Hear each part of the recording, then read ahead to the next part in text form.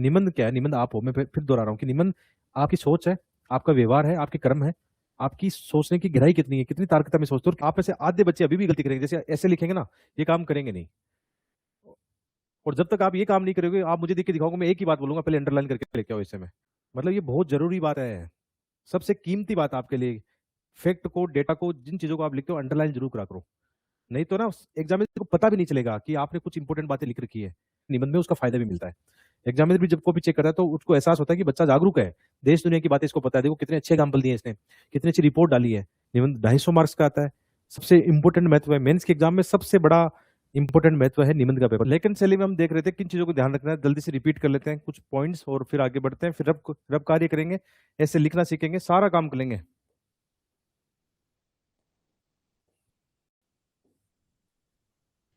चलो, तो ये बातें जरूर ध्यान रखना कि अपने विचार तथ्य केस अध्ययन का खूब समावेश करना है। भाषा शैली पढ़ने योग्य होनी चाहिए, अच्छी। याद रखना निबंध को थोड़ा सा, पहला काम निबंध का होता है आपकी फॉर्मेटिंग कैसे। ये जैसे हमारे पेज है वहां पे, है ना, यूपीसी वाले पेज है, वहां पे आपको ऐसा मिलेगा जैसे सेक्शन ए लिखा होगा यहाँ पे, सेक्शन ए, और उसमें 4 निबंध, 1 2 3 4। उसके बाद में क्या होगा, आप चूज करोगे, जैसे आपने थर्ड वाला चूज किया, उसका टाइटल लिखा और बड़ा सा पैराग्राफ लिखा आराम से साफ सुथरा। एक पेज में 2 पैराग्राफ में अपनी बात कर रहे हो, है ना, साफ सुथरा लिखना है। कई बच्चे क्या करते हैं, जैसे ये पेज होता है तो लाइन ऐसे लिखते हैं, चलो पहला पैराग्राफ तो स्पेस देके लिखना है, पहली लाइन स्पेस देके लाइन लिखी है ना, यहाँ तक है ना, प्रॉपर लाइन लिखो, प्रॉपर लाइन है ऐसे।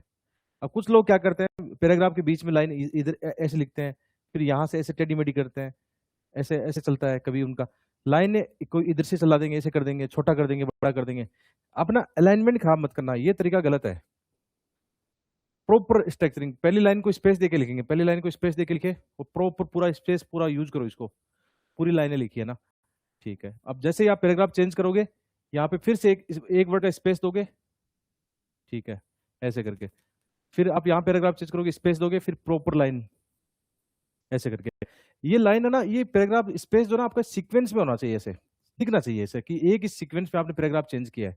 इतना साफ सुथरा प्रेजेंटेशन होना चाहिए आपका, ये बहुत जरूरी है। पहला काम है ऐसे का, देखो मैं ये मानता हूँ 30% ऐसे का काम है। यदि अपन 100 नंबर मान के चले ऐसे के, तो 30% काम ऐसे का क्या है, अच्छी फॉर्मेटिंग करना, सुंदर सुंदर राइटिंग में लिखना, और ऐसे में जेल पेन से लिखना। जेल पेन से राइटिंग निखर के आती है, जेल पेन का यूज करना।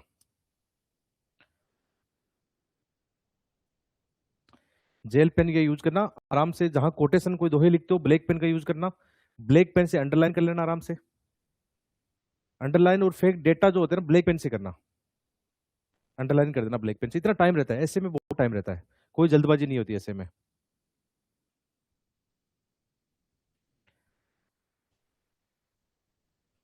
तो पहला काम मैंने बता दिया, प्रेजेंटेशन, प्रस्तुतिकरण। और वो मैं अपने ऐसे में दिखाऊंगा कि प्रस्तुतिकरण का मतलब क्या, अच्छा प्रेजेंट करने का मतलब क्या है, उसका तात्पर्य क्या है, वो मैं अपने एक दो ऐसे जो लिखे हुए हैं उनसे मैं आपको बताने वाला हूँ, ठीक है। तो ये होना चाहिए पेज में पैराग्राफ, 2 3 पैराग्राफ। अब आप में से बहुत सारे लोग हो सकता है टॉपर्स के निबंध देखे हैं, कई टॉपर्स के निबंध आप देखोगे, उसने पॉइंट फॉर्म में लिख रखा है, उसने डायग्राम भी बना रखा है, इंडिया का मैप भी बना रखा है, वर्ल्ड का मैप बना रखा है। तो आप उन टॉपर की स्ट्रेटेजी फॉलो करना, आपको ठीक लगता है तो। मेरा मानना है, और मेरे भी नंबर किसी टॉपर से कम नहीं है, एक बार नहीं 5 बार ऐसे में नंबर आए हैं, तो मेरी भी बात सुन लिया तो थोड़ी सी, मत बनाना, एकदम साफ सुथरा जो बता रहा हूँ उस तरीके से फॉलो करोगे, ज्यादा फायदा होगा। ये एक सेफ जोन है, अदरवाइज उसमें नंबर कटने के कई बार चांसेस बढ़ जाते हैं। और एक्चुअल में एससी की जब शैली की बात करते हैं अपन, एससी की बुनियादी चीजों की बात करें ना, तो ऐसे गद्य शैली है, ठीक है, ऐसे गद्य शैली है। और ऐसे को पैराग्राफ स्टाइल में लिखा जाता है। क्यों लिखा जाता है, क्योंकि जब भी आप अपनी बात कहते हो, पूरी गहराई के साथ, तार्किकता के साथ, विश्लेषण के साथ लिखते हो, जो कि पॉइंटों में पॉसिबल नहीं है, किसी डायग्राम में पॉसिबल नहीं है, पैराग्राफ में पॉसिबल है। पैराग्राफ में अपनी कल्पना की उड़ान को आप बहुत ही अच्छे से दिल से व्यक्त करते हो, तभी वो पैराग्राफ बहुत ज्यादा कनेक्ट नजर आता है, उसमें सब कुछ नजर आता है। तो ऐसे गद्य से लिए उसको पैराग्राफ स्टाइल में लिखा जाना चाहिए, चाहे वो इंडिया की बात करें चाहे वर्ल्ड की बात करें, सब जगह नॉर्मल चीजें हैं, सेम जगह अप्रोच रहती है ऐसे की। तो ये चीजें हैं। पैराग्राफ न ज्यादा छोटे होने चाहिए, न ही बहुत बड़े होने चाहिए, बैलेंस पैराग्राफ, जैसे मैंने आपको बताया बैलेंस पैराग्राफ है, बैलेंस पैराग्राफ रखना है। पैराग्राफ कनेक्टिंग होने चाहिए, मतलब किसके साथ में, टाइटल के साथ में। मतलब हर एक पैराग्राफ आपका टाइटल जो विषय आपने चूज किया उसके साथ होना चाहिए। ऐसा नहीं चाहिए टाइटल कुछ और था, आपने जो अलग पैराग्राफ लिखा वो किसी और पैराग्राफ डायमेंशन पे लिख दिया। तो प्रत्येक पैराग्राफ विषय के साथ में जुड़े होने चाहिए। प्रत्येक पैराग्राफ में डेटा, एग्जाम्पल, केस अध्ययन जो भी आपको लगता है देने चाहिए। अशुद्धियों से बिल्कुल बचना चाहिए। बहुत सारे बच्चे आप में से अब पता चलेगा, बहुत सारे बच्चे अशुद्धियां करते हैं। अब नहीं चलेगी, ऐसे में नहीं चलेगा। ऐसे की ये भी बुनियादी चीज है कि आपकी भाषा पे पकड़ अच्छी हो। जिस माध्यम को आपने चूज किया है, जो जिस लिपि को आपने चूज किया है, आप एक सिविल सेवक बनने जा रहे हो, आपकी छोटी सी त्रुटि है ना किसी विज्ञप्ति में बड़ा विनाश कर सकती है। आप कहना कुछ और चाहते हो, कुछ और लिख दिया, अशुद्धियां कर दिया आपने, दंगे भड़का दोगे। कुछ कहना चाहते हो, कुछ हो गया।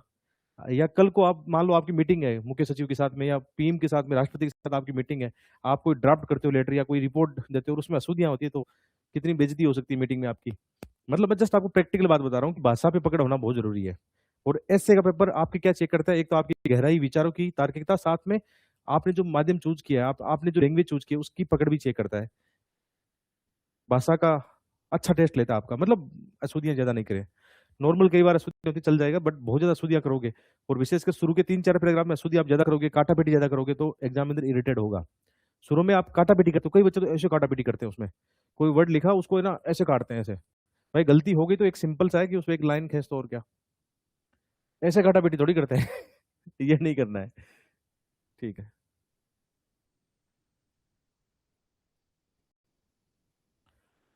बता तो दिया आपको। जेल पेन का यूज कर सकते हो, जेल पेन मेरे पास जो है V7 है, देखो मैं अभी V7 का यूज करता हूँ। V7 कहाँ गया पेन, V7 पेन आता है इसका, वो यूज कर सकते हैं। अभी शायद कितनी बार बताया मैंने, V7 कितनी बार बता दिया है, पायलट का आता है शायद ये ना।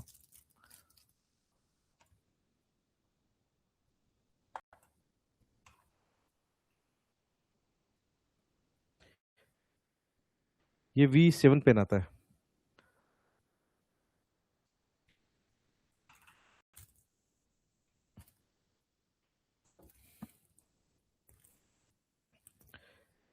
देखो वहां पे भी कई बार जेल पेन से क्या होता है, जैसे स्याही वाही, ये ध्यान रखना भी, देखो मैंने उठाया और स्याही लग गई, वहां पे भी ये खतरा हो सकता है, थोड़ा सा स्याही वाही लग सकती है। जेल पेन का थोड़ा सा खतरा है कि कॉपी खराब कर सकते हैं, लेकिन उतना होता नहीं है, साफ रखना पेन है ना। ये छोटी छोटी बातें हैं मतलब। तो जेल पेन ऐसा यूज करा जो बहुत ज्यादा स्याही आपकी वहां गिराए नहीं, मतलब आपका पेज खराब नहीं कर दे। और थोड़ा बहुत एग्जाम में कभी ऐसा हो भी जाए तो घबराना मत, ये बहुत ही नॉर्मल चीज है। जैसे आप कई बार अपने रोल नंबर भरते हो, या वो जो वहां पे भी मेंस में भी एक ओमार सीट टाइप का होता है जिसमें आपका थोड़ा सा डिटेल भरवाते हैं, तो गलती से कई बार हम साइन अलग कर देते हैं, तो वहाँ घबराना मत। मतलब कई लोग घबरा के अपना पेपर ही खराब कर लेते हैं। मेरे साथ एक बार हुआ था, 16 में हुआ था, कब वहाँ घबराहट के मारे मुझे जो जहाँ पे साइन करने थे, मैंने दूसरे स्टूडेंट की जगह कर दिए साइन, तो वहाँ पे वो काटापीटी हो गई। तो मैंने एग्जामिनर को बोला कि यार व्हाइट नंबर ले आओ और उसको सही कर लो और क्या होगा, लेकिन जो पीछे वाला बैठा विद्यार्थी था वो इरिटेट हो गया कि आपने मेरा मेरा खराब कर दिया। मैंने कहा कुछ नहीं होगा, शांत रखो, इससे फर्क नहीं पड़ता है। गलती हो गई, प्रेशर में हो जाती है गलती कई बार। तो वहां शांत रहना। कई बार आप रोल नंबर भरते हो वहां ओमार में कुछ, या अपनी कॉपी के बार कोड भरते हो, तो घबराना मत उस चीज को लेकर। छोटी छोटी बात, एकदम शांत रहना यार, कुछ नहीं बिगाड़ सकता आपको कोई। आपकी कॉपी आराम से चेक होगी, कोई दिक्कत नहीं है उसमें। छोटी छोटी बातें हैं। और मान लो कभी लिखते समय कोई स्याही वही थोड़ी गिर गई, मत घबराना, आराम से रुमाल हो तो पूछ लेना, उससे घबराने की जरूरत नहीं है कि क्या हो गया ये ना, छोटी सी बातें हैं। तो ये V7 जो पेन आता है ये ठीक है। मतलब नॉर्मली बॉल पेन क्या होते हैं, स्पीड से नहीं चलते हैं, लेकिन जेल वाले पेन थोड़े स्पीड से चलते हैं। ये ब्लैक और ब्लू पेन आता है V7, किसका आता है, ये पायलट का है शायद, है ना। हाँ पायलट का ही है।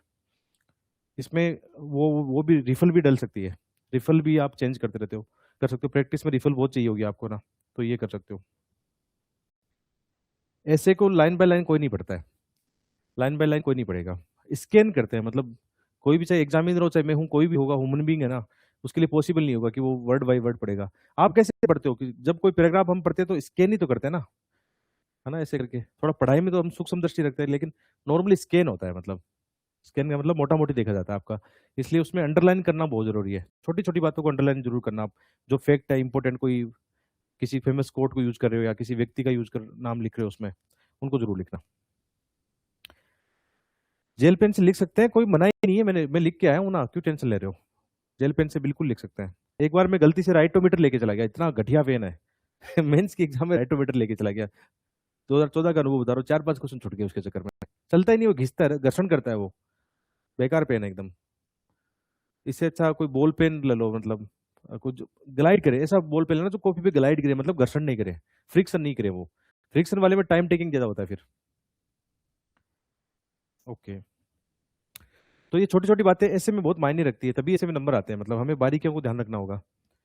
तो काट छाट इनसे सबसे बचना, काटापेटी नहीं करनी है, भाषा सरल रख रहे हैं अपनी एकदम, कोई एक्सपोर्ट एक्सपोर्ट वाली इंग्लिश वाली वो यूज नहीं करना है, एकदम सिंपल लैंग्वेज यूज करना है।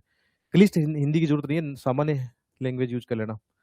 लिखावट साफ सुथरी होनी चाहिए, थोड़ा सा ये अपनी चीजों को ध्यान रखना, बेसिक बारीकी है।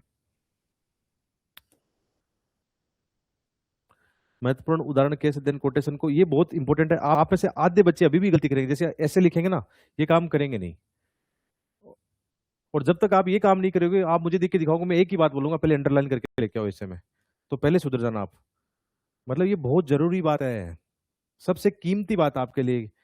फैक्ट को, डेटा को, जिन चीजों को आप लिखते हो, अंडरलाइन जरूर करा करो, नहीं तो ना एग्जामिनर को पता भी नहीं चलेगा कि आपने कुछ इंपॉर्टेंट बातें लिख रखी है। इतना उनके लिए कोई ज्यादा महत्व नहीं है, उनके लिए सम को भी चेक करना महत्व है बस, आपका महत्व लिए जरूरी है, मतलब उन चीजों को ध्यान रखना। ठीक है, सूक्ति, कथन, उदाहरण आदि के अधिक प्रयोग से बचना चाहिए। बहुत बैलेंस बैलेंस अप्रोच रखनी है, संतुलन बनाए रखना है। हिंदी साहित्य होके, वो मैंने आपको समझाया था लास्ट टीवी, हिंदी साहित्य आपका है या संस्कृत है, आपको लगता है आपके पास दोहे कविताएं ज्यादा है, उसके चक्कर में आप एग्जामिनर को प्रोवाइड करोगे, नंबर ले आओगे, ऐसा कुछ नहीं है। पूरा एस से प्रभावित करने वाला होना चाहिए, पूरा एस से, प्रत्येक पैराग्राफ उसके ऐसे अच्छे होने चाहिए। ठीक है,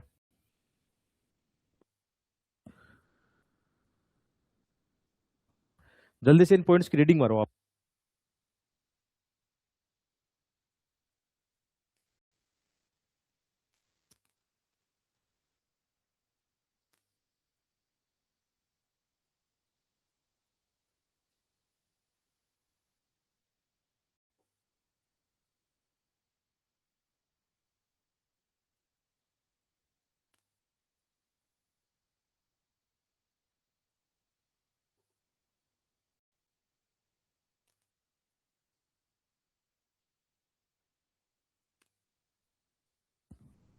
चलो देखो, ये पॉइंट और ध्यान रखना, कंटेंट अच्छा होना चाहिए, नकारात्मक संकीर्ण विचारों से बचना है, बहुत जरूरी है, नहीं तो आपकी पर्सनैलिटी नेगेटिव नजर आएगी वहां पे। ये पॉइंट भी ध्यान रखने।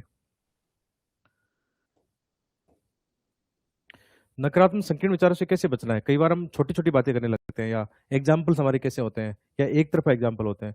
जो महान विचारक है उनके कोटेशन, उनके विचारों को शामिल करना, भारतीय संविधान को अच्छे से, मतलब उनके जो कीवर्ड्स है, जैसे न्याय, समानता, स्वतंत्रता, जहां पे भी पॉइंट कोट कर सकते हो करना। करंट अफेयर का खूब यूज करना, सरकारी योजनाओं को खूब यूज करना, सरकार की सकारात्मक आलोचना आप कर सकते हो, सुधारवादी दृष्टिकोण आप रख सकते हो, कोई दिक्कत नहीं है।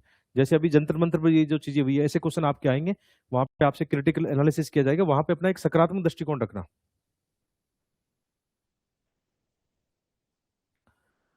ठीक है, विषय का चयन अपनी अभिरुचि वो जागरूकता के अनुसार कर सकते हैं। आपको लगता है कि कोई ऐसा टॉपिक सब्जेक्ट है जिसपे पास आपके पास मल्टी डायमेंशनल अप्रोच है, एक तरफा नहीं, मल्टी डायमेंशनल अप्रोच है, पहले से आपने कोई कंटेंट तैयार कर रखा है, पहले पढ़ रखा है, उस ऐसे का चुनाव किया जा सकता है, लेकिन उसकी एक ही शर्त है, डाइवर्सिटी होनी चाहिए, एक तरफा उसका झुकाव नहीं होना चाहिए। और मैंने ये पंक्ति बार बार यहाँ पे डाल दी है कि अपने वैकल्पिक विषय के सैद्धांतिक ज्ञान का निबंध में जो प्रयोग ना करें, और निबंध को सामान्य दृष्टिकोण से लिखें। इसमें ये लाइन बहुत बड़ी लाइन अपने आप में, बड़ी लाइन इसलिए कि इतने साल मेंस लिखते समय और लोगों के मार्कशीट एनालिसिस करते समय, अपने दोस्तों का अध्ययन करते समय, जिन लोगों के मार्क्स कम आए थे, 60, 70, 75, ये नंबर जो जिनके आए थे, है ना, 80, 90, ये नंबर जिनके आए थे, वो लोग थे जो अपने ऑप्शनल सब्जेक्ट का नॉलेज बहुत ज्यादा डाल रहे थे। इसमें कोई दो राय नहीं है, मतलब कोई अपने फिलोसफिकल ऑप्शनल सब्जेक्ट को भर रहा था, कोई सोशोलॉजी को भर रहा था, कोई इकोनॉमिक्स को भर रहा था, कोई ज्योग्राफी को भर रहा था, कोई हिंदी साहित्य को बहुत ज्यादा भर रहा था। बैलेंस होना चाहिए, बैलेंस। आपको ये देखना होगा कि ये, जैसे मान लो एक बार एक कवि वाला निबंध आया था, एक है ना, एक कवि का वो टाइटल करके आया था, तो उसमें हिंदी साहित्य वाले खुश हो गए बच्चे कि अपना तो हिंदी साहित्य है। संस्कृत वाले खुश हो गए, अपने पास भी कवि बहुत सारे हैं। तो उन्होंने उस ऐसे के अंदर जितने भी एग्जाम्पल दिए कवियों के सारे हिंदी साहित्य के एग्जाम्पल दिए। हिंदी लिटरेचर वाले ने हिंदी की दी, एक संस्कृत वाले ने संस्कृत का दिया। और उनमें से बहुत लोगों के अच्छे मार्क्स नहीं थे, कुछ के होंगे अच्छे, लेकिन बहुत लोगों के अच्छे मार्क्स नहीं थे। इसकी बजाय वो क्या करता, वो रीजनल लैंग्वेज वाले कवि का एग्जाम्पल देता, हिंदी साहित्य वाले का एग्जाम्पल देता, इंग्लिश लिटरेचर का भी एग्जाम्पल देता, संस्कृत साहित्य का भी एग्जाम्पल देता, मराठी कवि का भी एग्जाम्पल देता। यानी डाइवर्सिटी, अलग अलग कवि के, और आधुनिक कवि, आधुनिक जो आप कह सकते हो सोशल मीडिया के जो कवि या लेखक है ना, जो इंस्टाग्राम पे अपनी बात रखते हैं, आजकल आधुनिक लेखक भी हैं, उनकी भी बात करते हैं। आप बात समझ गए ना, कि आप हिंदी साहित्य होके कवि का जैसे क्वेश्चन आ गया तो आप बहुत ज्यादा खुश हो गए, तो गलती हो जाएगी आपसे। क्यों नहीं अपने एग्जाम्पल मल्टी डाइवर्सिटी वाले होंगे, और उसमें केवल एक वर्ग क्यों, उसमें अल्पसंख्यक वर्ग के कवियों के लेखकों के एग्जाम्पल आते हैं, उसमें महिलाओं के एग्जाम्पल आते हैं, उसमें जो मतलब जो लैंगिक संवेदनशीलता को लेकर अलग अलग जेंडर के लिए जो आर्टिकल्स लिखते हैं उनके एग्जाम्पल आते हैं। एक वर्ग को क्यों स्थान दिया आपने, इस बात को समझना बस। इसीलिए ये लाइन है ना अपने आप में बहुत बड़ी लाइन है कि अपने वैकल्पिक विषय का सैद्धांतिक ज्ञान को आपने बहुत ज्यादा यूज किया ना तो निबंध में नंबर नहीं आने हैं। ये गलती मत करना। मैंने बहुत लोगों को देखा जिनका हिस्ट्री ऑप्शनल है, मान लो, मैंने अभी भी देखा है बहुत लोगों का, जैसे वो निबंध लिख रहे हैं, शुरू के 10 पैराग्राफ केवल और केवल हिस्ट्री के ऊपर लिख दिया उन्होंने। पहला पैराग्राफ शुरू किया प्राचीन भारत से, मिडाइवल में आ गए, आधुनिक भारत में आ गए, आजादी के बाद भारत में आ गए, आर्ट एंड कल्चर में आ गए, राजा सम्राट के बारे में कह रहे हैं, अशोक के बारे में कह रहे हैं, उधर और किसी के बारे में कह रहे हैं। 10 डाइवर्सिटी 10 पॉइंट शुरू के केवल हिस्ट्री के पैराग्राफ उन्होंने लिखे। और अभी उनमें से एक वो बच्चे मेंस लिख रहे हैं, वो बच्चे, उनकी बात कर रहा हूँ मैं, निबंध आया था मेरे पास अभी रिसेंटली। मैंने उनको कहा यार ये आपका निबंध यही खत्म कर दिया आपने, आगे चेक करने की जरूरत नहीं है। ये निबंध हिस्ट्री का नहीं था। हिस्ट्री एक डायमेंशन हो सकता है, हिस्ट्री केवल एक पार्ट हो सकता है, एक पैराग्राफ हो सकता है, 2 पैराग्राफ हो सकता है। 10 पैराग्राफ आप हिस्ट्री लिख दिए, एग्जामिनर को तुरंत पता लग गया कि आप, आपके पास वो सोच नहीं है, मतलब गहराई वाली सोच नहीं है, डायमेंशन नहीं है आपकी, वही खत्म हो जाएगा मामला।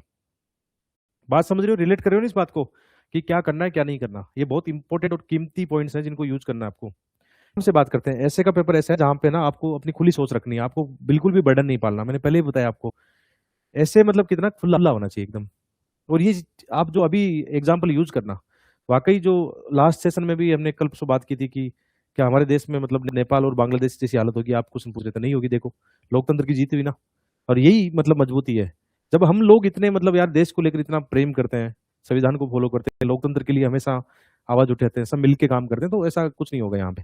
और अब तो भविष्य में तो ये सुनिश्चित हो गया कि अब तो किसी की हिम्मत भी नहीं है कि नेगेटिव चीजें फैलाएंगे। मतलब वाकई जनता ने अब दिखा दिया है कि अब ना वो अंधविश्वास, गैर तार्किक चीजें नहीं चलेगी। अब केवल आप धर्म के नाम पे या अलग अलग चीजों के नाम पे आप वोट नहीं मांग सकते हो। अब जनता जागरूक हो चुकी है, मतलब इसमें कोई शक नहीं है। ये बहुत अच्छा रहा, मतलब मुझे दिल से बहुत खुशी है अपने देश के लिए, मुझे अपने देश का भविष्य नजर आ रहा है। अब देखो निबंध कैसे लिखना है। अब निबंध ऐसे लिखना है कि इसे शुरू कर सकते हैं, कोई फर्क नहीं पड़ता कि हाल ही में जो जनता में कोई ऐसा निबंध आए, मान लो कि लोग हमारे लोकतंत्र का रक्षक या कोई ऐसा निबंध आ जाए मान लो, तो मैं इसकी शुरुआत ऐसे करता कि मुझे बहुत खुशी हो रही है आज अपने देश के जंतर मंतर पर लोकतंत्र को जीतते हुए। देश का जो युवा भविष्य है वो वाकई अपने आंदोलन, अपने जो संविधान उनके जो है अधिकार देता है, व्यक्ति की आजादी देता है, उसको आंदोलन करने की वो आजादी देता है, शांतिपूर्ण आजादी की वो देता है ना। ऐसे करके फिर मुझे वास्तव में शुरू हुआ। और वहां पे मैंने कितनी लड़कियों को देखा, कितनी लड़कियां या अलग अलग जेंडर समूह के लोग वहां पे आए हैं, है ना। वो सब लोग देश के लोकतंत्र की जो नींव है उसको मजबूत करने में लगे हुए थे। ऐसे लिखना, मतलब ऐसे का फ्लो ऐसे आता है कल्पना की उड़ान से। मतलब ये जो सिनेरियो अभी देख रहे हो आप, अभी रिसेंटली मैं इंस्टाग्राम पर उतना देखता नहीं हूँ, लेकिन पहली बार मैं युवाओं को देख रहा था जो इंस्टाग्राम की रील्स है उस उन पे प्राउड हो रहा था यार। मतलब विशेषकर बच्चियां, मतलब खुद लाठी खा रही है, बचा रही है किसी को, कितने ऐसे आ रहे थे। तो यहाँ से भी इस कंटेंट को यूज करेंगे। अब कंटेंट का सिनेरियो चेंज होगा, अब ट्रेडिशनल किताबों से बाहर निकल के सोशल मीडिया का कंटेंट भी हमें यूज करना होगा। हमें इंस्टाग्राम की रील्स हम देख रहे हैं उनको भी हमें कंटेंट में शामिल करना होगा, यूट्यूब पे कोई शॉर्ट्स देख रहे हो, वीडियो देख रहे हो, उसको भी शामिल करना होगा। हालांकि बहुत ज्यादा उसका यूज नहीं करना, वो आपका टाइम टेकिंग बहुत ज्यादा हो जाएगा। बट अभी जो प्रेजेंट सिनेरियो चल रहा था उसके एग्जांपल्स आपको निकालने हैं। बहुत सारे नाम ऐसे आ रहे हैं, जैसे वो एक नाम अनिल अनिल करके एक नाम है जो वहां पे भगत सिंह वाली कुछ लाइनें बोल रहे थे, कितना बढ़िया वो दृश्य था, परिदृश्य था। मतलब वो व्यक्ति अपने बच्चों को घर पे छोड़ के वहां पे जंतर मंतर पे, एमपी से है ना वो, तो ऐसे करेक्टर का आप यूज कर सकते हो नाम। कोई पॉलिटिकल कोई नहीं है, मतलब सब कुछ छोड़ के वहां जंतर पर लाठियां खा रहे थे हमारे लिए, हमारे भविष्य के लिए। तो ऐसे करेक्टर निकल के आए, बहुत ही साहसी, कितना अच्छा लीडरशिप क्वालिटी उनमें देखने को मिलती है। उन्होंने कोई हाथ नहीं उठाया, मतलब एक तरह से भगत सिंह की तरह सेम विचारधारा के थे वो। तो ऐसी चीजों को आप कर सकते हो, मतलब ये चीजों को आप आराम से कर सकते हो। और इसमें ऐसा कतई नहीं होता, खुद यूपीसी क्वेश्चन पूछ लेता आपसे।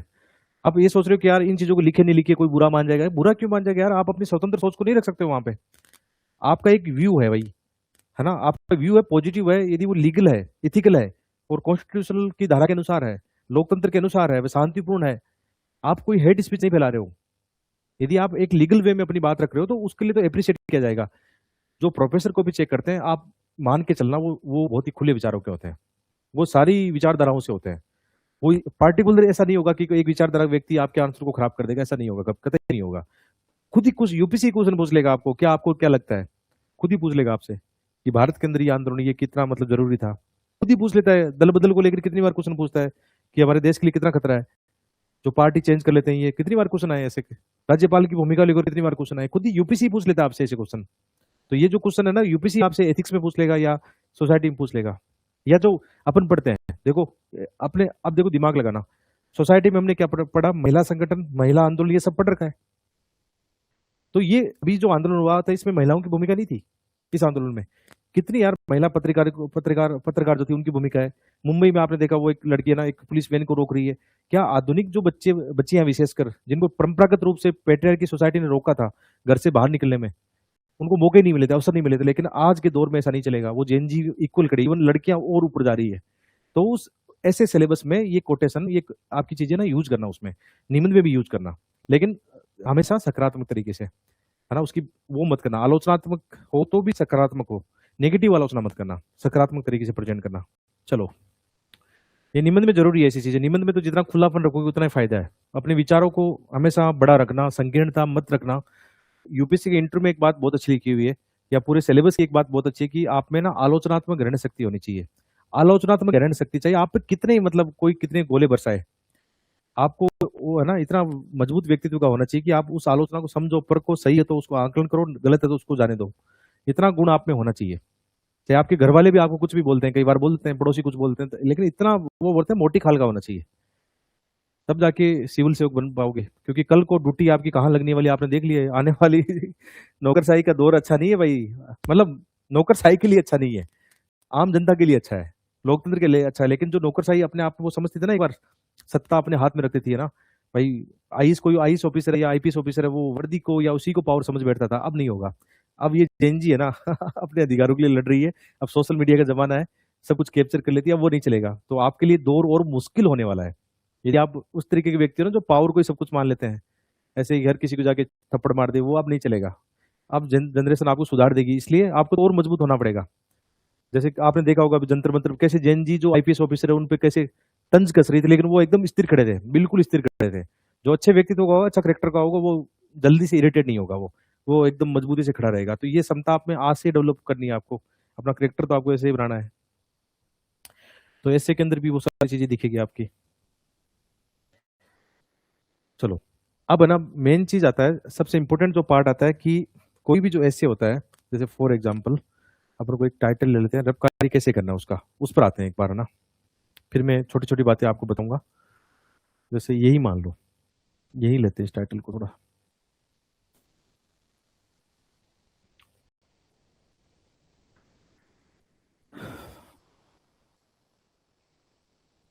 जैसे ये टाइटल है, मान लो लिंग आधारित भेदभाव हर किसी को नुकसान पहुंचाता है। कभी कभी ऐसे लैंगिक मुद्दों पर ऐसे आ जाते हैं, 8 में से एक ऐसे कभी कभी इन मुद्दों पे आ सकता है, उसमें कोई दिक्कत नहीं है।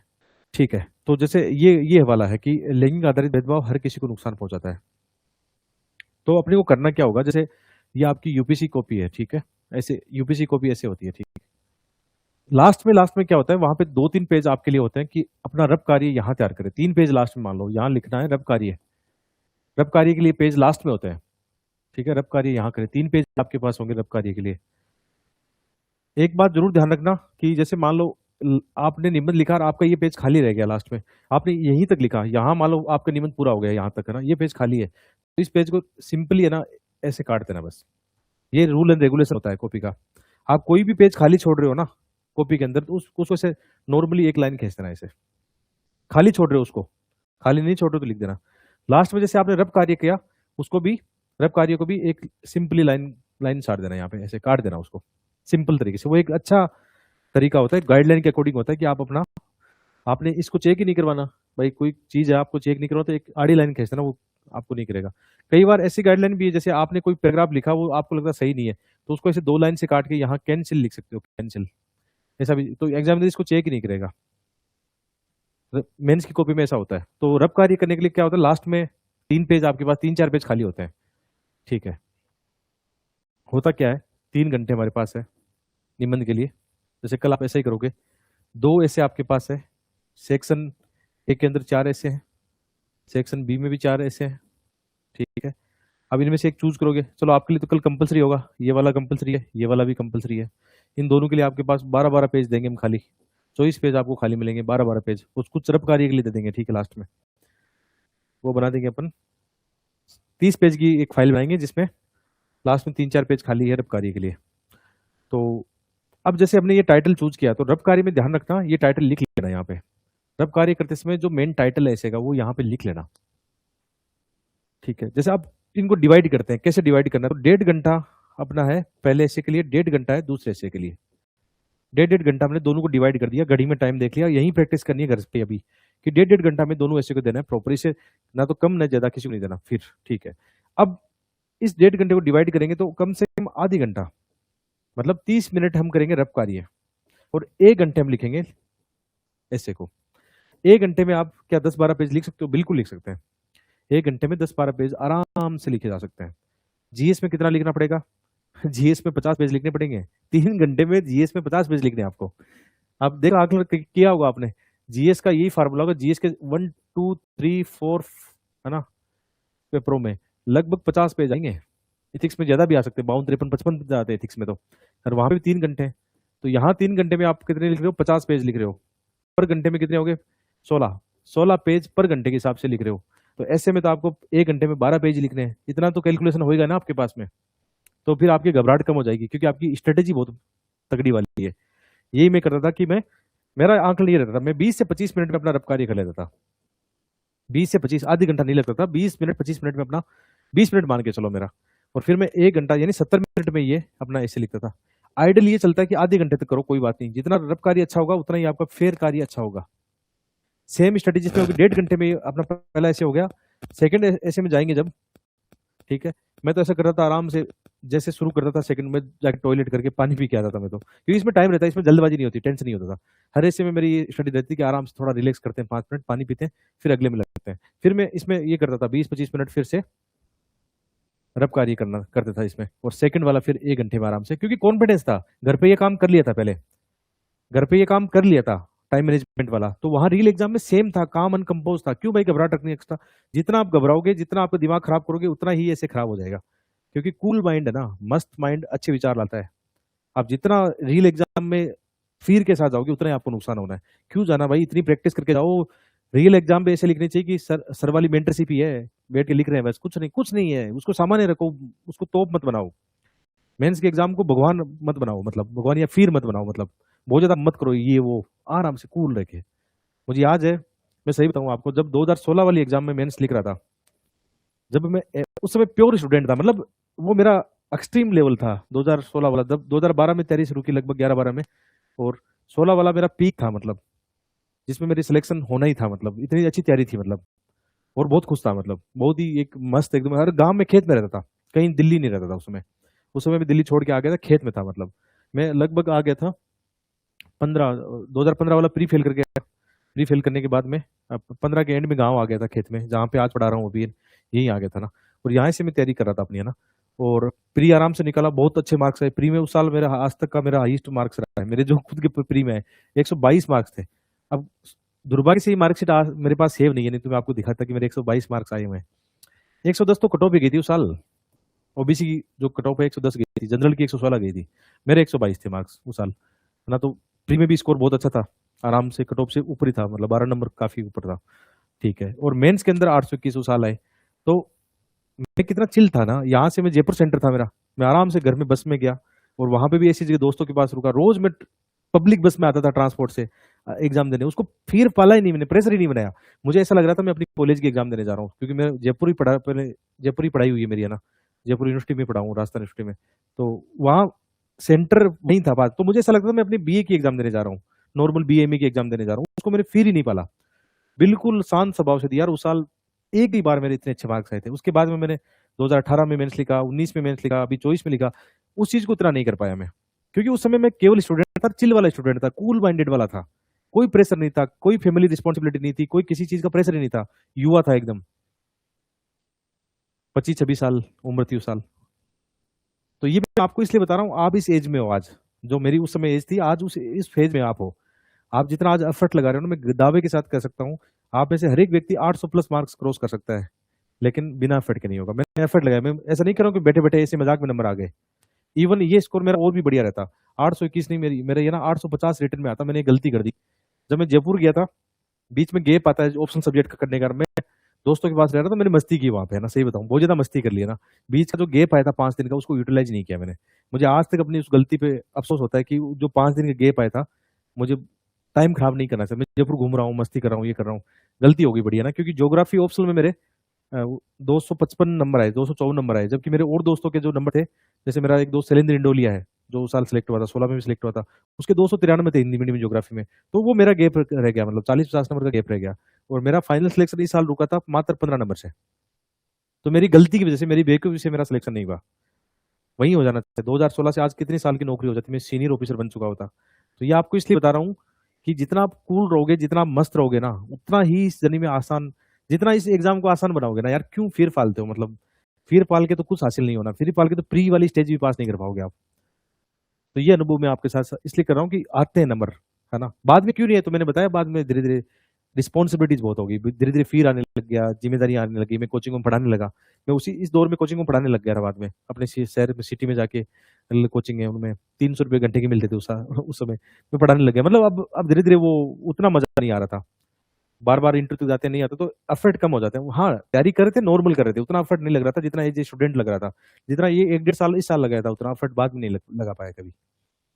चॉइस वाले में तो आपको हाल पता ही है, चॉइस वाले में तो इधर आंसर राइटिंग बेच भी चल रहा है और मेंस की तैयारी कर रहे हैं, एफर्ट उतना एज ए स्टूडेंट नहीं लग पाया। तो अपना टाइम खराब मत करो अपनी इन चीज़ों को।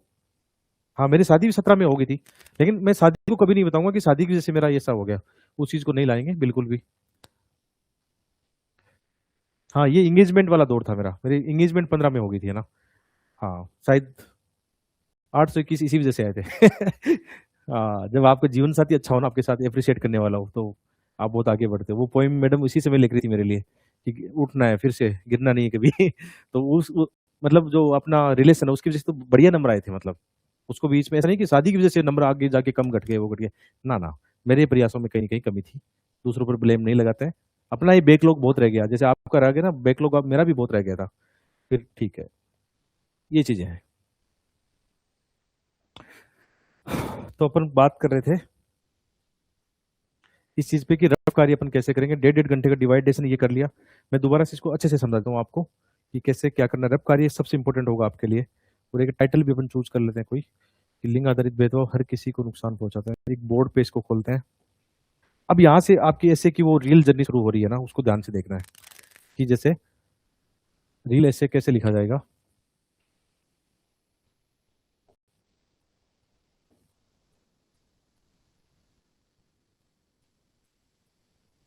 इसका आप फॉर्मेटिंग अपन कर लेते हैं पहले ही, कि सेक्शन ए का एक ऐसे चूज करना है अपने को, कोई भी सेक्शन बी का चूज करना है, ऐसे जो भी नंबर होगा उनका नंबर 7 नंबर है, 8 नंबर, जो भी आपको लिखना है। इधर से आपने 3 नंबर का चूज किया है, 1 नंबर का चूज किया है, तो ठीक है। इनको बराबर टाइम देना है कि 1.5 घंटा ये हमारे पास है। घड़ी लेके जाना साथ में, अलाउ है घड़ी वहां पे, ठीक है, घड़ी साथ लेके जाना। और साथ लेके वो भी जाना जो अपने क्या बोलते हैं इसको, ये पेड होता है ना, क्या अपन जिसपे लिखते हैं घर पे, वो भी लिख, क्योंकि सरकारी स्कूलों की कुर्सियां बहुत खराब होती है, लिखते समय पेन भी आर पार हो जाता है उसकी कॉपी के। तो वो लेके जा सकते हो, है ना। नोट पैड होता है, क्या होता है वो आपका, वो साथ लेके जा सकते हो, अलाउ है, पारदर्शी वाला लेके जाना साथ में। काम आए तो ठीक है, नहीं तो कोई बात नहीं, आपसे कोई मना नहीं करेगा कि अंदर क्यों लेके जा रहे हो, साथ में लेके जाना आप।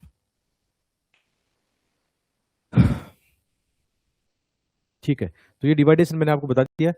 तो इसके अंदर क्या करेंगे, इसको डिवाइड ऐसे करते हैं, आइडल लेके चलते हैं कि 30 मिनट रफ कार्य है उस ऐसे का, और 1 घंटा फेयर कार्य है, जो सही कार्य अपने को करना है, फेयर करना है। और इसमें भी सेम डिवाइड होगा, आधी घंटा 30 मिनट रफ कार्य, और 1 घंटे अपने को क्या करना है, लिखना है, और 30 मिनट इसमें रफ कार्य करना है। अब ना रफ कार्य आपका जितना बढ़िया होगा ना, फॉर एग्जाम्पल जैसे अपन आगे बढ़ते हैं इसमें, आपका रफ कार्य जितना अच्छा होगा,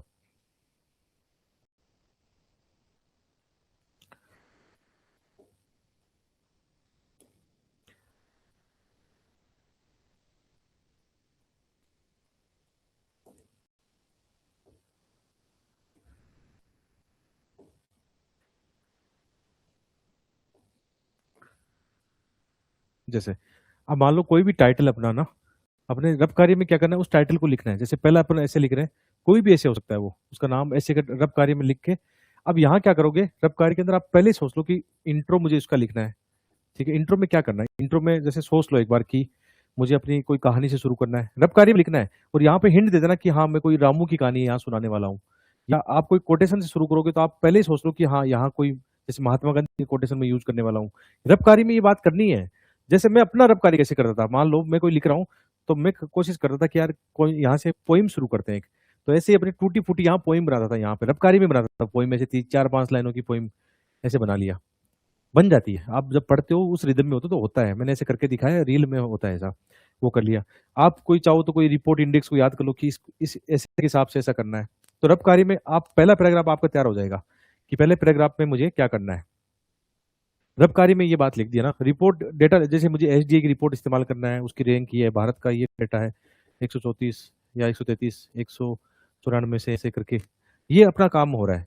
फिर सेकंड जैसे होता है तो जो टाइटल होते हैं, टाइटल के जो कीवर्ड्स होते हैं, कीवर्ड्स हो सकते हैं, जैसे अपन कोई भी एग्जांपल लें, अभी अभी मैं करके दिखाऊंगा दोबारा भी कोई एग्जांपल लेंगे तो उसके कीवर्ड्स है, मान लो जैसे न्याय है ना, समानता है, उसके कीवर्ड्स है, उस टाइटल के अंदर कीवर्ड्स है, तो उनको अपन सेकंड और थर्ड पैराग्राफ में समझा सकते हैं कि न्याय का यहाँ मतलब क्या है, समानता का मतलब क्या है, दोनों एक साथ कैसे काम करती है, उनका समझाने की कोशिश करेंगे। और थर्ड पैराग्राफ में अपन कुछ क्वेश्चन क्रिएट कर सकते हैं कि इस ऐसे को अपन कैसे डील करने वाले हैं। तो ये हम मेरा इंट्रो तैयार हो गया 3 पैराग्राफ में। पहला पैराग्राफ में कोई कहानी कोटेशन ये लिखूंगा, सेकंड में उन कीवर्ड्स को थोड़ा समझाऊंगा, थर्ड वाले में कुछ क्वेश्चन क्रिएट करूंगा। तो मेरे इंट्रो के 3 पैराग्राफ माइंड में अब आ गए, अब मेरा फ्लो आ गया। अब मैं रैंडम नहीं लिखूंगा, यदि मैं रब कार्य नहीं करता सीधा जाके निम्न लिखता तो वहां पे रैंडम लिखता और कुछ ना कुछ गलतियां जरूर करता। इसलिए रब कार्य को पहले थोड़ा सा कर लो। अब मेरे पास क्या है, मैं डेटा गलत नहीं लिखूंगा, वहां लिखते समय ना मेरे से काटापीटी होगी ना अशुद्धि होगी, मैं प्रॉपर तरीके से लिखूंगा। माइंड में विचार आ चुका है, माइंड में वो कहानी बुन चुकी है।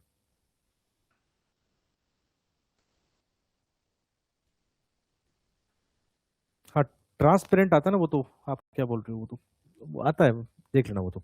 ठीक है, तो तीन मेरे मेरे माइंड में तैयार हो गया यार, 3 पैराग्राफ में लिखूंगा इंट्रो में, है ना, 3 पैराग्राफ इंट्रो में लिखा और तीनों पैराग्राफ मेरे तैयार है कि मैं क्या करने वाला हूँ, मेरे माइंड में है पहले से ही। अब हम जाएंगे मुख्य भाग पर, बॉडी पार्ट पर। बॉडी पार्ट जो है, अब बॉडी पार्ट में क्या होता है कि वो मल्टी डायमेंशनल होता है। तो कई बार क्या होता है कि इसके यार हम सबसे पहले हम नकारात्मक दृष्टिकोण से शुरू करें, जैसे कोई क्लाइमेट चेंज का कोई निबंध है तो उसके नकारात्मक पॉइंट से शुरू करेंगे और उसके 10 पॉइंट लिख देंगे नकारात्मक, माइंड में रख लेंगे कि हाँ मुझे 10 पैराग्राफ इस पे लिखने हैं ऐसे। रबकारी तैयार कर लूंगा मैं, यही मैं तैयार कर लूंगा कि मेरे पास ये वाला है, या कोई जैसे अभी लोकतंत्र का है तो मैं तुरंत पहला पैराग्राफ लिखूंगा कि यार ये जंतर मंत्र वाला मुझे डालना है, यहाँ पे जंतर मंत्र का डालना है। या अभी जैसे मान लो बिहार में जो हुआ है, मान लो कोई वो एग्जांपल मुझे यहाँ यूज करना है, उस पैराग्राफ को यूज करना है ना, ऐसे करके मेरे माइंड आइडिया आते जा रहे हैं उस टाइटल के संबंधित, है ना। 10 पैराग्राफ में यहाँ पे सोच लूंगा कि मुझे सकारात्मक लिखने हैं, 10 पैराग्राफ यहाँ वे फॉरवर्ड या समाधान के मैं सोच लूंगा कि मुझे ये डालना है। समाधान में मुझे याद रखना है कि समाधान में हमेशा राजनीतिक प्रशासनिक समाधान भी होना चाहिए, है ना, तकनीकी समाधान भी उसमें होना चाहिए, ठीक है, उसमें मीडिया इनकी भूमिका का समाधान होना चाहिए, मीडिया के साथ एनजीओ वगैरह ये भी होने चाहिए, कोई वैश्विक समाधान कोई नजर आ रहा है, कोई मॉडल नजर आ रहा है, वो समाधान होना चाहिए मेरे पास, है ना, कोई सामुदायिक समाधान अपने पास है, कोई कम्युनिटी को लेकर है, कोई व्यक्तिगत प्रयास कोई व्यक्ति कर रहा है उसके मुझे आने चाहिए। जैसे मान लो इन्वायरमेंट का कोई ऐसे है तो मैं व्यक्तिगत प्रयासों में जैसे जादव पायांग है, इनका नाम लिख दूंगा, या जो बहुत सारे पद्मश्री जिनको मिले हुए हैं, जैसे मेरे आसपास से कई लोग हैं जो इन्वायरमेंट के काम कर रहे हैं, है ना, दो है, मतलब एक सुंदराम वर्मा है, एक भामू साहब है, वो काम कर रहे हैं, एक जगदीश पारिक है एग्रीकल्चर के, वो काम कर रहे हैं। तो मैं मेरा एग्जाम्पल यही लिख लूंगा कि मुझे हाँ सुंदराम वर्मा का एग्जाम्पल लिखना है, मैं यही रब कार्य में लिख दूंगा ये, इनका एग्जाम्पल मुझे यहाँ लिखना है। या मैं जादव पायांग जो असम वाले उनका एग्जाम्पल यही लिख लूंगा। सामुदायिक वाले में जैसे राजस्थान की जो कम्युनिटीज है, या बहुत राज्यों की जो कम्युनिटीज है जो पर्यावरण को लेकर काम कर रही है, उनका सामुदायिक लिख लूंगा। या जो एग्जाम्पल मैंने देखा है कि यार मैंने देखा है, मान लो सिक्किम घूमने गया या मेघालय घूमने गया, तो वहां मैंने ये देखा है कि वो सामुदायिक पेड़ पौधों को कैसे मतलब बचाते हैं, कैसे वो सामुदायिक की चीजों का प्रबंधन करते हैं, है ना, वैसे एग्जाम्पल लिखिए। वैश्विक में ये डालेंगे, जैसे मान लो हैप्पीनेस का होता तो मैं भूटान का मॉडल यही लिख लेता, या न्यूजीलैंड का मॉडल डाल लेता यहीं पर ही। ये ह्यूमन डेवलपमेंट का होता तो मैं पक्का ये नॉर्वे स्वीडन वाला मॉडल लिख लेता यहाँ पे कि वो कैसे इस पे आगे है ना। तो ये काम रब कार्य करते समय यहाँ क्यों करें, ताकि माइंड आपका जल्दी से ना ब्रेन स्टॉर्मिंग कर पाए। और इतना ब्रेन स्टॉर्मिंग आपने कर लिया 25 मिनट तक, 20-25 मिनट तक, तो रील ऐसे लिखोगे तो आपके लिए कितना साफ सुथरा होगा, पूरा ऐसे एक सीक्वेंस में जाएगा। वहां फिर है ना, ये बीच में खिचड़ी नहीं बनेगी कंटेंट की, सीक्वेंस आ रहा है कि पहले आपने 10 पॉइंट नकारात्मक पे बताए या पक्ष पे बताए, 10 पॉइंट आपने विपक्ष पे बताई या पॉजिटिव बताए, 10 पॉइंट आपने समाधान के बताए, और लास्ट में 3 पैराग्राफ, जैसे निष्कर्ष जो होगा, निष्कर्ष में लास्ट में 3 पैराग्राफ लेके चलते हैं, या कई कई बार होता है 1 पैराग्राफ में भी एंड होता है, लेकिन कई बार 3 पैराग्राफ तक ले जा सकते हैं। और निष्कर्ष में एक बात हमेशा ध्यान रखना, अब नए एग्जाम्पल नए डेटा मत देना शुरू कर देना। निष्कर्ष का मतलब होता है जो जितनी बातें आपने ऊपर की है इंट्रो में या बॉडी पार्ट में जितनी बातें की है, लास्ट में कंक्लूड कर रहे हो, उसमें आप फाइनली अपना डिसीजन ले रहे हो कि आप किस तरफ हो, आप क्या चाहते हो, है ना, आपके आइडिया क्या है। और मेरा एक तरीका होता था कि मैं ना निष्कर्ष को जब एंड करता था लास्ट में, हम नॉर्मली इस हिसाब से एंड करते हैं कि इस प्रकार हम कह सकते हैं, अतः कहा जा सकता है, उपयुक्त विश्लेषण के आधार पर हम कह सकते हैं, ये कनेक्टिंग वर्ड होते हैं निष्कर्ष के। या मैं तो नॉर्मली ऐसा करता था वहां पे कि अब कहा जा सकता है कि आज फिर से मुझे गांधी का वो सिद्धांत प्रासंगिक नजर आ रहा है, फिर से मुझे बुद्ध इन विचारों में जिंदा नजर आ रहे हैं, आज मुझे फिर से जंतर मंतर गांधी का जो अहिंसा का, शांति का जो था, मतलब अंग्रेजों के खिलाफ लड़ाई थी, वो नजर आ रहा है।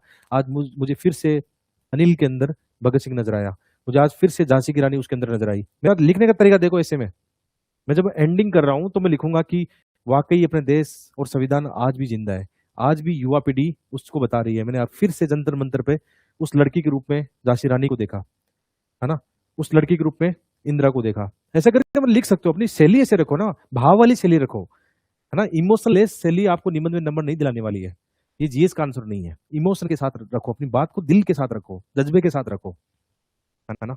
तो ये मैं जैसे मैं ये लोकतंत्र का कोई होता तो इसकी एंडिंग ऐसे करता कि मैं आपको बताना चाह रहा हूँ दोबारा से कि हाँ, वास्तव में हमारे देश की जनता, जो भावी पीढ़ी है, उसने ये दिखा दिया कि संविधान के दायरे में रह के अपने लोकतंत्र को मजबूत करने के लिए कैसे तार्किक विचारों के साथ में जंतर मंतर पर लाठियों के बीच में भगत सिंह जैसा भी करेक्टर शो किया, महात्मा गांधी सोनम वांगचुक के रूप में नजर आए, है ना, उनके उनके आंदोलन में नजर आया।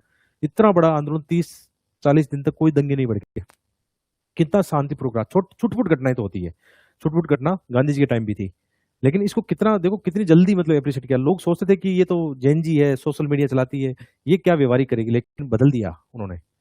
तो हर चीजों को, समसामयिक चीजों को, देश दुनिया की चीजों को, विशेषकर अपने देश के सामाजिक इन्वायरमेंट में, लोकतांत्रिक इन्वायरमेंट में क्या चल रहा है उससे आप बच नहीं सकते हो, उनके एग्जाम्पल आपको यूज करने ही पड़ेंगे, बहुत अच्छे नंबर आएंगे, उसमें कोई बुरी बात नहीं है।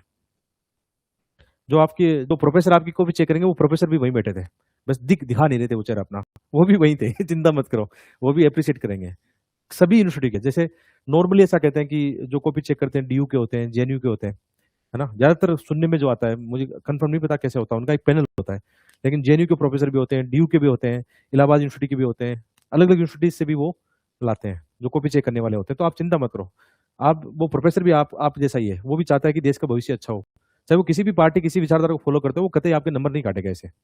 वो भी एक खुली सोच को पसंद करेगा, तार्किक सोच को पसंद करेगा, उल्टा चापलूसी को पसंद नहीं करेगा। यदि आपके निबंध में चापलूसी दिख रही है, आपको लग रहा है कि प्रैक्टिकल विचारधारा के पक्ष में लिखेंगे तो नंबर आ जाएंगे ना, बहुत बड़ी गलती हो जाएगी आपसे। मैंने देखा है ये, बहुत लोगों को ये लगता है कि जैसे अभी जेएनयू का जो चल रहा था 2-4-5 साल में, आपने देखा होगा जेएनयू का कमजोर करने की बहुत कोशिश की गई थी। बहुत सारे लोग इस दौरान जेएनयू से यूपीएससी की इंटरव्यू देने भी गए थे, तो लोगों को लगा कि जेएनयू वालों को नंबर कम आएंगे। मेरे बहुत सारे दोस्तों को बहुत बढ़िया नंबर दिए गए हैं।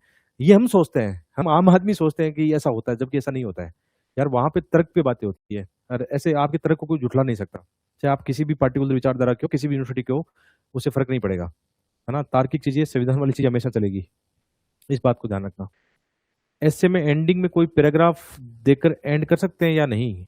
हाँ, एंडिंग में निष्कर्ष में 2-3 पैराग्राफ लिखोगे आप, है ना। जैसे मैंने अभी बोला ना कि मैं निष्कर्ष में जैसे जाता, मैं एक तो ऐसा लिखता, यहाँ पे फिर से वो किसी सिद्धांत को एंड कर रहा होता कि मैंने ये बता दिया है कि यार क्या ठीक है, मैंने निष्कर्ष कर दिया यहाँ पे, तो मैं यहाँ फिर से उसको संक्षेप में लिख रहा हूँ कि हाँ फिर से मुझे ये चीजें लग रही है। और सेकंड वाले में लिखूंगा, लेकिन थोड़ा सा सावधान करके बताऊंगा कि लेकिन ये भी करना होगा, मैं बातों में नहीं होगा।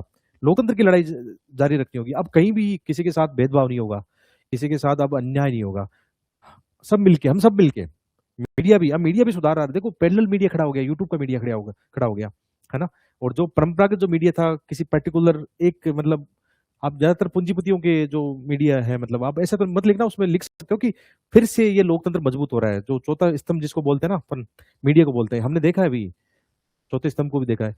तो यहाँ पे हर व्यक्ति, समुदाय सब मिलके मतलब ऐसा कर रहे हैं। वो लास्ट में फिर लास्ट जो पैराग्राफ होगा वो कंप्लीट आपकी पॉजिटिव के साथ में एंड करना है। आप तो चाहो तो एक लास्ट में कोटेशन, कोई अच्छा सा कोटेशन लिख देना वहां पे, ऐसे करके एंडिंग होती है उसकी। ये कि रब कार्य वाला थोड़ा मामला समझ में आया कि रब कार्य करते क्यों अपन। रब कार्य इसलिए करते हैं 20-25 मिनट तक, ताकि अपनी जो सोए हुए विचार है ना उनको जगा ले अपन। नहीं तो ऐसे रेंडमली हम ऐसे लिखते हैं ना, तो वहां पे कुछ लिखते चले जाते हैं, वहां पे फ्लो टूट जाता है। फिर आपको एक पैराग्राफ लिखने के बाद एहसास होता है कि यार ये मैंने गलती कर दी। और वही कार्य रब कार्य कर लेते हैं आप, तो रब कार्य में वो सोच लेते हैं पहले ही कि ये पॉइंट्स ये करना है, वो करना है। तो रब कार्य करना इसलिए जरूरी है। अब देखो ना, दो तरीके के लोग हैं। कुछ लोग ऐसे हैं जो वाकई जिनकी अपनी लेखनी पर बहुत ज्यादा वो होता है, मतलब विश्वास होता है, तो वो लोग कई बार परोपकारी नहीं करते और वो नंबर भी लेके आते हैं हर बार। तो दोनों तरीके के लोग हैं, है ना। अब आप सोच लेना आपका रास्ता कौन सा। मेरा रास्ता तो परोपकारी वाला ज्यादा बेटर था, परोपकारी करने से ज्यादा फायदा मिला है। परोपकारी करना ही चाहिए। लास्ट टाइम चॉइस वाले में गलती कर दी, एक में परोपकारी किया, एक में ऐसे ही उड़ा दिया मतलब। तो वहां कहीं ना कहीं कॉम्प्रोमाइज हुआ होगा पक्का ही। तो ये देख लेना। आप बताओ, आप लोगों की मतलब राय बताओ कि आप लोग किस तरीके को पसंद करते हो, रब कार्य करोगे या डायरेक्टली आपको विचार आ रहे हैं तो उसको बहने दोगे। दोनों तरीके हैं, दोनों तरीके से लोग सक्सेस हुए हैं, दोनों तरीके से लोग नंबर लेके आए हैं, लेकिन बहुमत इस तरफ ज्यादा है। ज्यादातर लोग वो हैं जो रब कार्य कर लेते हैं।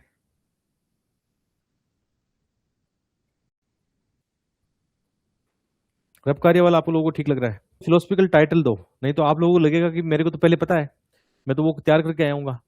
आप मुझे कोई एक टाइटल दो ना, उस टाइटल को रब कार्य तैयार करते हैं, निबंध लिखते हैं, ताकि आप लोगों को ये पता भी हो जाए कि मेरे जैसे व्यक्ति के नंबर कैसे आते हैं। चाहे कोई निबंध दे दो आप, है ना। तो मुझे आप टाइटल दो कोई भी, है ना, फिलोसफिकल टाइटल दो आप। आपको मैं चैलेंज कर रहा हूँ कि आप मुझे कोई भी एक टाइटल दो ना। ठीक है, उस टाइटल को मैं यहाँ लिखूंगा और उसका हम रब कार्य तैयार करेंगे लाइव क्लास में। आज अपने मेंटर को चेक कर ही लो कि मेंटर आपको बेवकूफ बना रहा है, पहले से तैयार करके आता है, कुछ बता रहा है ना। तो एक टाइटल दे दो चलो। सही सही से लिख के दो टाइटल, ऐसा नहीं होगा। टाइटल जरूरी है, टाइटल अच्छा, टाइटल बहुत जरूरी है। हिंदी का टाइटल दो बढ़िया से, फिलोसफिकल को टाइटल दो। बाबा राकेश ने क्या दिया है, निरर्थक जीवन तो अकाल मृत्यु है, शक्ति के असली परीक्षा युद्ध नहीं शांति। हाथी के दांत दिखाने के और खाने के कुछ और है। सीकर पांडे ने बढ़ दिया है, हाथी के दांत दिखाने के और खाने के कुछ और है। चलो ये ले लें, बताओ। आप बोलो तो ये ले लेते हैं, सीकर पांडे ने जो लिखा है। कौन सा लें बताओ, टाइटल कौन सा लें, आप लोग बताओ कि वही लेंगे मतलब। ये बाबा राकेश वाला भी ठीक है, निरर्थक जीवन तो अकाल मृत्यु है। ये वाला अच्छा है, बाबा राकेश ने जो दिया ना निरर्थक वाला, निरर्थक जीवन तो अकाल मृत्यु है। चलो मैं लिख लेता हूं एक बार। चलो अब ठीक है। चलो ये टाइटल अपना, तो अपन जब वहां लिखेंगे, जैसे हमने चूज किया, जैसे ये 4 नंबर का ऐसे था मान लो, तो यहाँ लिखा हमने। ये सबसे पहले ऐसा करते हैं। चलो अभी तो मैं रब कार्य कर रहा हूँ, अभी मैं फेर कार्य नहीं कर रहा हूँ, मैं जस्ट रब कार्य कर रहा हूँ अभी ना। तो ये मेरे पास अब रब कार्य मैंने टाइटल लिखा है, याद रखना। मैंने आपको जैसे बताया था, एक तो यूपीएससी कॉपी होती है, लास्ट में पेपर होता है, उसको फाड़ लेना, सामने रखना। और जो ऐसे आप चूज करोगे, जैसे आपको 3 नंबर 4 नंबर जो भी चूज करना है, जैसे 4 नंबर का था, इसको लिख लेना रब कार्य में, ऐसे लिखना डिट्टो। अब इनके कीवर्ड को समझते हैं। सबसे पहले इसको गोला करो कि निरर्थक का मतलब क्या है, यहाँ जीवन का मतलब क्या है। अकाल मृत्यु यानी बिना समय की मृत्यु, अकाल मृत्यु, है ना। निरर्थक जीवन, अकाल मृत्यु, 3 कीवर्ड इसमें है। कीवर्ड का मीन्स बहुत महत्व होगा। यदि आप कीवर्ड को समझते हो ना, तो आपका ऐसे कभी भी भटकाव वाला नहीं होगा। ठीक है, कीवर्ड का बहुत महत्व होगा। तो निरर्थक जीवन का मतलब क्या है, सबसे पहले मैं इसको समझूंगा एक बार कि इसका अर्थ क्या है। सबसे पहले कीवर्ड को ही समझूंगा। निरर्थक, बिना अर्थ किया ना, बिना कुछ किए, है ना, बिना कुछ सार्थक किए हुए। मैं अपना लिख रहा हूँ, आपका अलग हो सकता है, मेरी ओपिनियन अलग है भाई, हर व्यक्ति का अलग अलग विचार है, अलग अलग क्षमता है माइंड की, है ना। तो ये कह रहे बिना कुछ किए या सार्थक जीवन किया ना, सार्थक कुछ नहीं किया हमने, निरर्थक किया ना, जैसे। ठीक है, इसका अर्थ ये निकल रहा है। जीवन का मतलब क्या है, जीवन का यहाँ मतलब क्या है, जीना, कैसे जीना, पशुओं की तरह जीना या एक ह्यूमन की तरह जीना, है ना। जीवन का जैसे अभी नजर आया, अब माइंड में आ रहा है, देखो सब आ रहा है। जीवन जीना, जीवन तो पशु भी जीते हैं और जीवन एक मानव भी जीता है ना, उसमें क्या अंतर है, जीवन जीने से मतलब क्या है। तो निरर्थक जीवन, यहाँ ये मतलब है। अकाल मृत्यु का मतलब, अब एक तो होता है कि हम मान के चलते हैं कि कोई 100 साल का जी होके मरे आराम से, उसने अपनी पूरी जीवन अच्छा जिया, मतलब एक तो वो होता है। एक होता है मतलब उसका जीना या मरना, उसका जीना भी कोई जीना नहीं है, मतलब वो ऐसे ही, मतलब ऐसे ही समय बिता रहा है अपना, है ना। तो अकाल मृत्यु तो वो मरे हुए के समान है, मतलब उसकी मृत्यु, वो वैसे मर चुका है, मतलब कहता है ना, जो अपने अपने असूलों के लिए या अपने अपने, जब आप उस पर आँच आए, उस पर लड़ाई करने के लिए वो तैयार नहीं है, तो उसका वो मरना ही हो गया एक तरह से। जैसे अभी अभी आंदोलन में देख लो आप, वाकई यहाँ पे सब एक थे कि वाकई गलत हुआ है, 20 बच्चे मारे गए यार, देश के भविष्य बच्चे मारे गए, बच्चे कोचिंगों में आग में दब के मारे गए, ये बहुत बड़ी बात थी। यहाँ पे कोई विचारधारा वो नहीं था, यहाँ पे वाकई बहुत जरूरी था कि ऐसा आंदोलन हो, अब सोई हुई आत्मा को जगाए, देश की सोई हुई आत्मा को जगाए, ये बहुत जरूरी था देश के लिए। हम कहते हैं ना अपना 2047 में विकसित भारत बने, वो विकसित भारत आप अब बनेगा, अब श्योर हो गया बनेगा, नहीं तो डाउट था उस पर कि बनेगा नहीं बनेगा, लेकिन अब बनेगा। अब मुझे भी वो नजर आ रहा है कि यार अब तो जनता वाकई बहुत अच्छी है। अब बना देखो किसानों के मुद्दे भी सुने जाएंगे, अब वो जो खिलाड़ी खिलाड़ी थे वो पहलवान जिनके साथ अन्याय हुआ था उनके मुद्दे भी सुने जाएंगे, अब इथेनॉल वाले मुद्दे भी सुने जाएंगे, अब यूपीसी के मुद्दे भी सुने जाएंगे। अब अन्याय बर्दाश्त नहीं होगा, है ना। तो ये चीजें हैं मतलब। तो मैं जो सोच रहा हूँ कि निरर्थक जीवन अकाल मृत्यु है, इसका मतलब हो गया कि जीवन की सार्थकता होना जरूरी है। यदि सार्थक जीवन हम नहीं जीते हैं, जैसे एक मेंटर, जैसे मैं एज ए मेंटर में देखो सोच रहा हूँ, एज ए मेंटर में आप लोगों के लिए कुछ नहीं कर सकता हूँ। मैं इतना अनुभव यूपीसी के लिया, इतने संघर्ष झेले, इतनी फेलियर झेले, उनसे सीखा, है ना, एक अच्छा व्यक्तित्व बना। यदि मैं उसको सही दिशा में डिलीवर नहीं कर पाऊँ तो मेरा जीवन मृत्यु के समान है। मैं भी वो काम करने लग जाऊं बहुत ज्यादा, मतलब कॉमर्शियल हो जाओ, देखो कॉमर्शियल होना बुरी बात नहीं है, लेकिन बहुत ज्यादा मैं कॉमर्शियल होने लग जाऊं, मुझे केवल अपने से मतलब हो, मैं 10 कोचिंग में पढ़ा रहा हूँ, 20 कोचिंग में जा रहा हूँ, मुझे बच्चों से कोई मतलब नहीं है, कोई बच्चों से मेरा जुड़ाव नहीं हो, तो मेरा जीवन क्या है, अकाल मृत्यु है। मैं एक ट्रू एस्पिरेंट या ट्रू यूपीसी मेंटर नहीं हूँ। ये मैंने अपना डायमेंशन निकाला है ना, ऐसे व्यक्तिगत डायमेंशन निकाले हैं। चलो अब तैयार करते हैं अपना रब कार्य। सबसे पहले इंट्रो, सबसे पहले अपना इंट्रो तैयार करते हैं। मैंने एक बात बोली थी ना, कोटेशन या क्वेश्चन कैसा भी आए उसके बारे में आप नहीं जानते हो, लेकिन आप अपने माइंड को वैसे तैयार कर लेते हो ना कि क्वेश्चन चाहे कैसा भी आए। जैसे मैंने आपको चैलेंज दिया कि आप लेके आओ, आप कोई मुझे वो दे दो, मैं कोई प्रिपेयर नहीं करके आया हूं, लेकिन उसको मैं कैसे प्रैक्टिकली बना दूंगा आपको बता रहा हूं। जैसे अब इंट्रो, अब रब कार्य तैयार कर रहा हूं, मैं इंट्रो में क्या लिखूंगा, मैं अब इंट्रो में कोई कोटेशन कोई कहानी नहीं लिखूंगा, ठीक है। इंट्रो में यदि मुझे कोई कोटेशन अभी तैयार होता, कोटेशन का ये फायदा होता है, देखो कुछ चीजों का पहले से तैयार करने का फायदा क्या होता है, यदि अपने पास पहले से कुछ है ना कोटेशन तैयार होंगे ना, तो हम बहुत आगे निकल जाएंगे। अब यहाँ पे मुझे याद आ गया कोटेशन, कोटेशन के नाम से याद आ गया कि मैं यहाँ पे डॉक्टर कलाम वाला वो लिखूंगा। डॉक्टर कलाम ने लिखा था ना कि इस देश को भ्रष्टाचार मुक्त बनाना हो, है ना, तो उनके माता पिता और शिक्षा की बड़ी भूमिका है। उसमें ये भी जोड़ देंगे, माता पिता शिक्षा की नहीं, इन्वायरमेंट की भूमिका है, सोशल इन्वायरमेंट की भूमिका है, और युवाओं की और भूमिका है, उसमें और थोड़ा ऐड कर देंगे। तो मुझे अब याद आ रहा है कि इस कोटेशन को यूज कर लूंगा मैं यहाँ पे ना, इंट्रो में डॉक्टर कलाम वाला कोटेशन लिखूंगा, और उसके उस कोटेशन को मैं जोड़ूंगा ये जंतर मंतर वाली घटना से शुरू करूंगा। अब इस कोटेशन को यहाँ से शुरू करूंगा मैं, जंतर मंतर और देश के लोकतंत्र के आंदोलन से शुरू करूंगा, इसको बढ़िया तरीके से पिरोऊंगा अब, है ना। ठीक है, मेरा तैयार हो गया। फिर मैं सेकंड पैराग्राफ में जाऊंगा, तो मैं आप समझाऊंगा कि जो निरर्थक है, निरर्थक जीवन उसका मतलब क्या है, निरर्थक को समझाऊंगा, यहाँ पे जीवन का मतलब क्या है, और यहाँ अकाल मृत्यु का मतलब क्या है, उसको मैं शॉर्ट में एक पैराग्राफ में समझा दूंगा। सेकंड पैराग्राफ हो गया मेरा तैयार, ये फर्स्ट पैरा हो गया, ठीक है। अब थर्ड पैरा, थर्ड पैरे में मैं आप क्वेश्चन क्रिएट करूंगा कुछ, है ना, कि इसका मतलब क्या होता है, क्या महत्व होता है, कैसे होता है, क्यों होता है, बहुत सारे क्वेश्चन क्रिएट करूंगा यहाँ पे। तो मेरा इंट्रो तैयार हो गया, 3 पैराग्राफ का मेरा इंट्रो तैयार हो गया है, 1.5 पेज का काम मेरा हो गया है। 12 पेज में से 1.5 पेज का मेरा रब कार्य हो गया यहाँ पे, कि मैं ये यूज करने वाला हूँ इनमें, ठीक है। उसके बाद में आते हैं बॉडी पार्ट पे। अब बॉडी पार्ट आपको मैंने पहले बोला था कि मल्टी डायमेंशनल अप्रोच वाला होना चाहिए, तो इसके मैं 3 पार्ट लेके चल रहा हूँ, है ना। 2 अप्रोच लाएंगे, दोनों अप्रोच से काम करेंगे, 3 लेके चल रहा हूँ। सबसे पहले तो इसके नकारात्मक पक्ष पर बात करेंगे, नकारात्मक जो पक्ष है उसकी बात करेंगे, फिर हम सकारात्मक पक्ष की बात करेंगे, और फिर हम बात करेंगे एक वे फॉरवर्ड यानी समाधान वाले पक्ष की ओर बात करेंगे। तो लगभग हम मान के चलते हैं हमारे पास पेज कितना खाली है, ये भी ध्यान रखना है, हम 12 पेज की स्टडीज बना रहे हैं। 12 पेज में से 1.5 पेज हमारा जा चुका है किसमें, किसमें जा चुका है, 12 पेज में से 1.5 पेज चला गया इंट्रो के अंदर, और 1.5 पेज हमने निकाल दिया निष्कर्ष में। हमारे पास बीच में बचे पेज 9 पेज बचे। अब 9 पेज में ये तीनों डायमेंशन लिखेंगे। हम ये मान के चल रहे हैं कि एक पेज में 2 पैराग्राफ लिख रहे हैं, तो 18 लिख पाएंगे, यानी 6 डाइवर्सिटी 6 डाइवर्सिटी 6, इतने लिख पाएंगे। ये भी आपको पता होना चाहिए, नहीं तो अलाइनमेंट पूरा खराब हो जाएगा। हम एक दिमाग लगा सकते हैं कि हम आगे चल के यदि हमें डाइवर्सिटी ज्यादा करनी है, 8 अनुपात ये करना है, 8 अनुपात 8 ये करना है, 9 पेज खाली है, यानी 3 पैराग्राफ ए पे ला सकते हैं। फिर आगे शुरू में बड़े बड़े पैराग्राफ रखे, आगे जाके हमें लगा कि स्पेस ज्यादा कवर करना है तो पैराग्राफ की साइज छोटी भी कर देंगे, एक पेज में 2.5 पैराग्राफ ले आएंगे, या 3 पैराग्राफ तक भी चलेगा लास्ट में, ऐसा भी हो सकता है। ये ऐसा नहीं कि हमने एक पूंछड़ी पकड़ ली कि सर ने बताया 2 पैराग्राफ में लिखना है, ऐसा कुछ नहीं है। और हो सकता है वहां पे 12 पेज की जगह आपको 14 पेज भी खाली मिल जाए। अभी लेटेस्ट पैटर्न मुझे याद नहीं है, मुझे लास्ट का याद नहीं कि 12 पेज थे या 15 पेज थे, मुझे एग्जैक्ट याद नहीं है, ये पूछना पड़ेगा। इस बार जो मेंस लिख रहे हैं उनसे पूछूंगा कि कितने पेज आए थे, उनको एग्जैक्टली पूछना पड़ेगा, है ना। मेरी कोशिश है, इस बार में मेंस की एग्जाम हो रही है 20-22 से शुरू हो रही है, मनोज, तो मैं मनोज के साथ जाऊंगा, मतलब इस बार मैं प्लान कर रहा हूँ कि मनोज के साथ जाऊं और ये पैटर्न को भी समझूं, मैं बच्चों से देखूं और आपको भी वहां से वीडियो बना के भेजेंगे कि तुम्हें प्लान, ये हर चीज हमें देखनी पड़ेगी। ये जो मेंटर भी मेरी जिम्मेदारी है कि देखें कितने पेज खाली आ रहे हैं, इस बार की ट्रेंड क्या है, वो सब हम चीजें ऑब्जर्व करेंगे। मैं आपको बता दूंगा अभी इसके बाद में कि कितने पेज खाली थे। मुझे जो याद है 12-12 पेज याद है, जो 2024 में मैंने एग्जाम दिया था उसमें 12-12 पेज खाली थे, इतना याद है मुझे, है ना। एग्जैक्टली अब 2025 में कितने थे, कोई मेंस लिख रखा है तो उसको बता सकता है।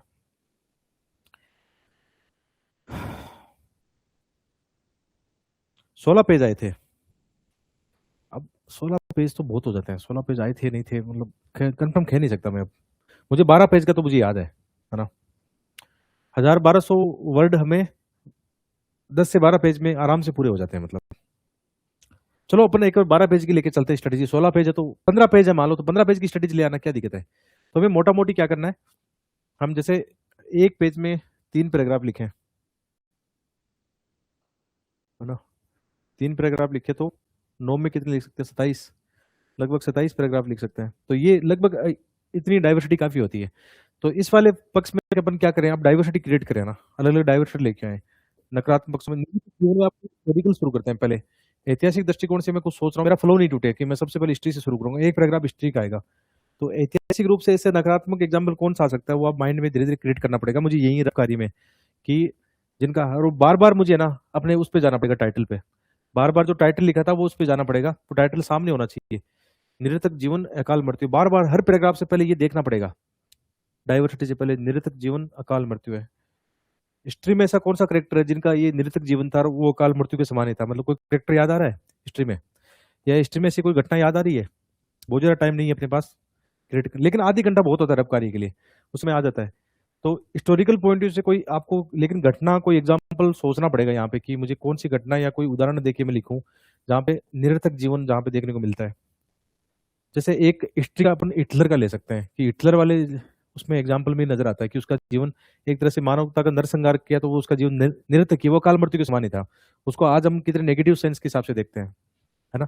तो अब आगे ना देखो, कुछ नहीं होगा तो मैं इस घटना को इस्तेमाल करूंगा बाद में, इतना टाइम नहीं लगाऊंगा कि वहां पे बैठ के मैं आधी घंटा एक ही डायमेंशन पे लगा रहा हूँ, इतना वक्त नहीं होगा फिर, है ना। ठीक है। और उसके बाद में सामाजिक वाला लिखेंगे, सामाजिक पक्ष की ओर लिखेंगे जहाँ पे जीवन निरर्थक नजर आता है, तो उसका एग्जाम्पल ढूंढना पड़ेगा। सामाजिक रूप से आज हम देखते हैं कि परंपरागत हम सोसाइटी में क्या देखते हैं कि रूढ़िवादी समाज है ना, तो ये एग्जाम्पल क्रिएट करेंगे, पेट्रियार्की को इस्तेमाल करेंगे। और इसमें लैंगिक समूह को, लैंगिक संवेदनशीलता वाले मुद्दों को लिखेंगे कि परंपरागत सोसाइटी के अंदर महिलाओं को या थर्ड जेंडर को स्थान ही नहीं दिया गया था।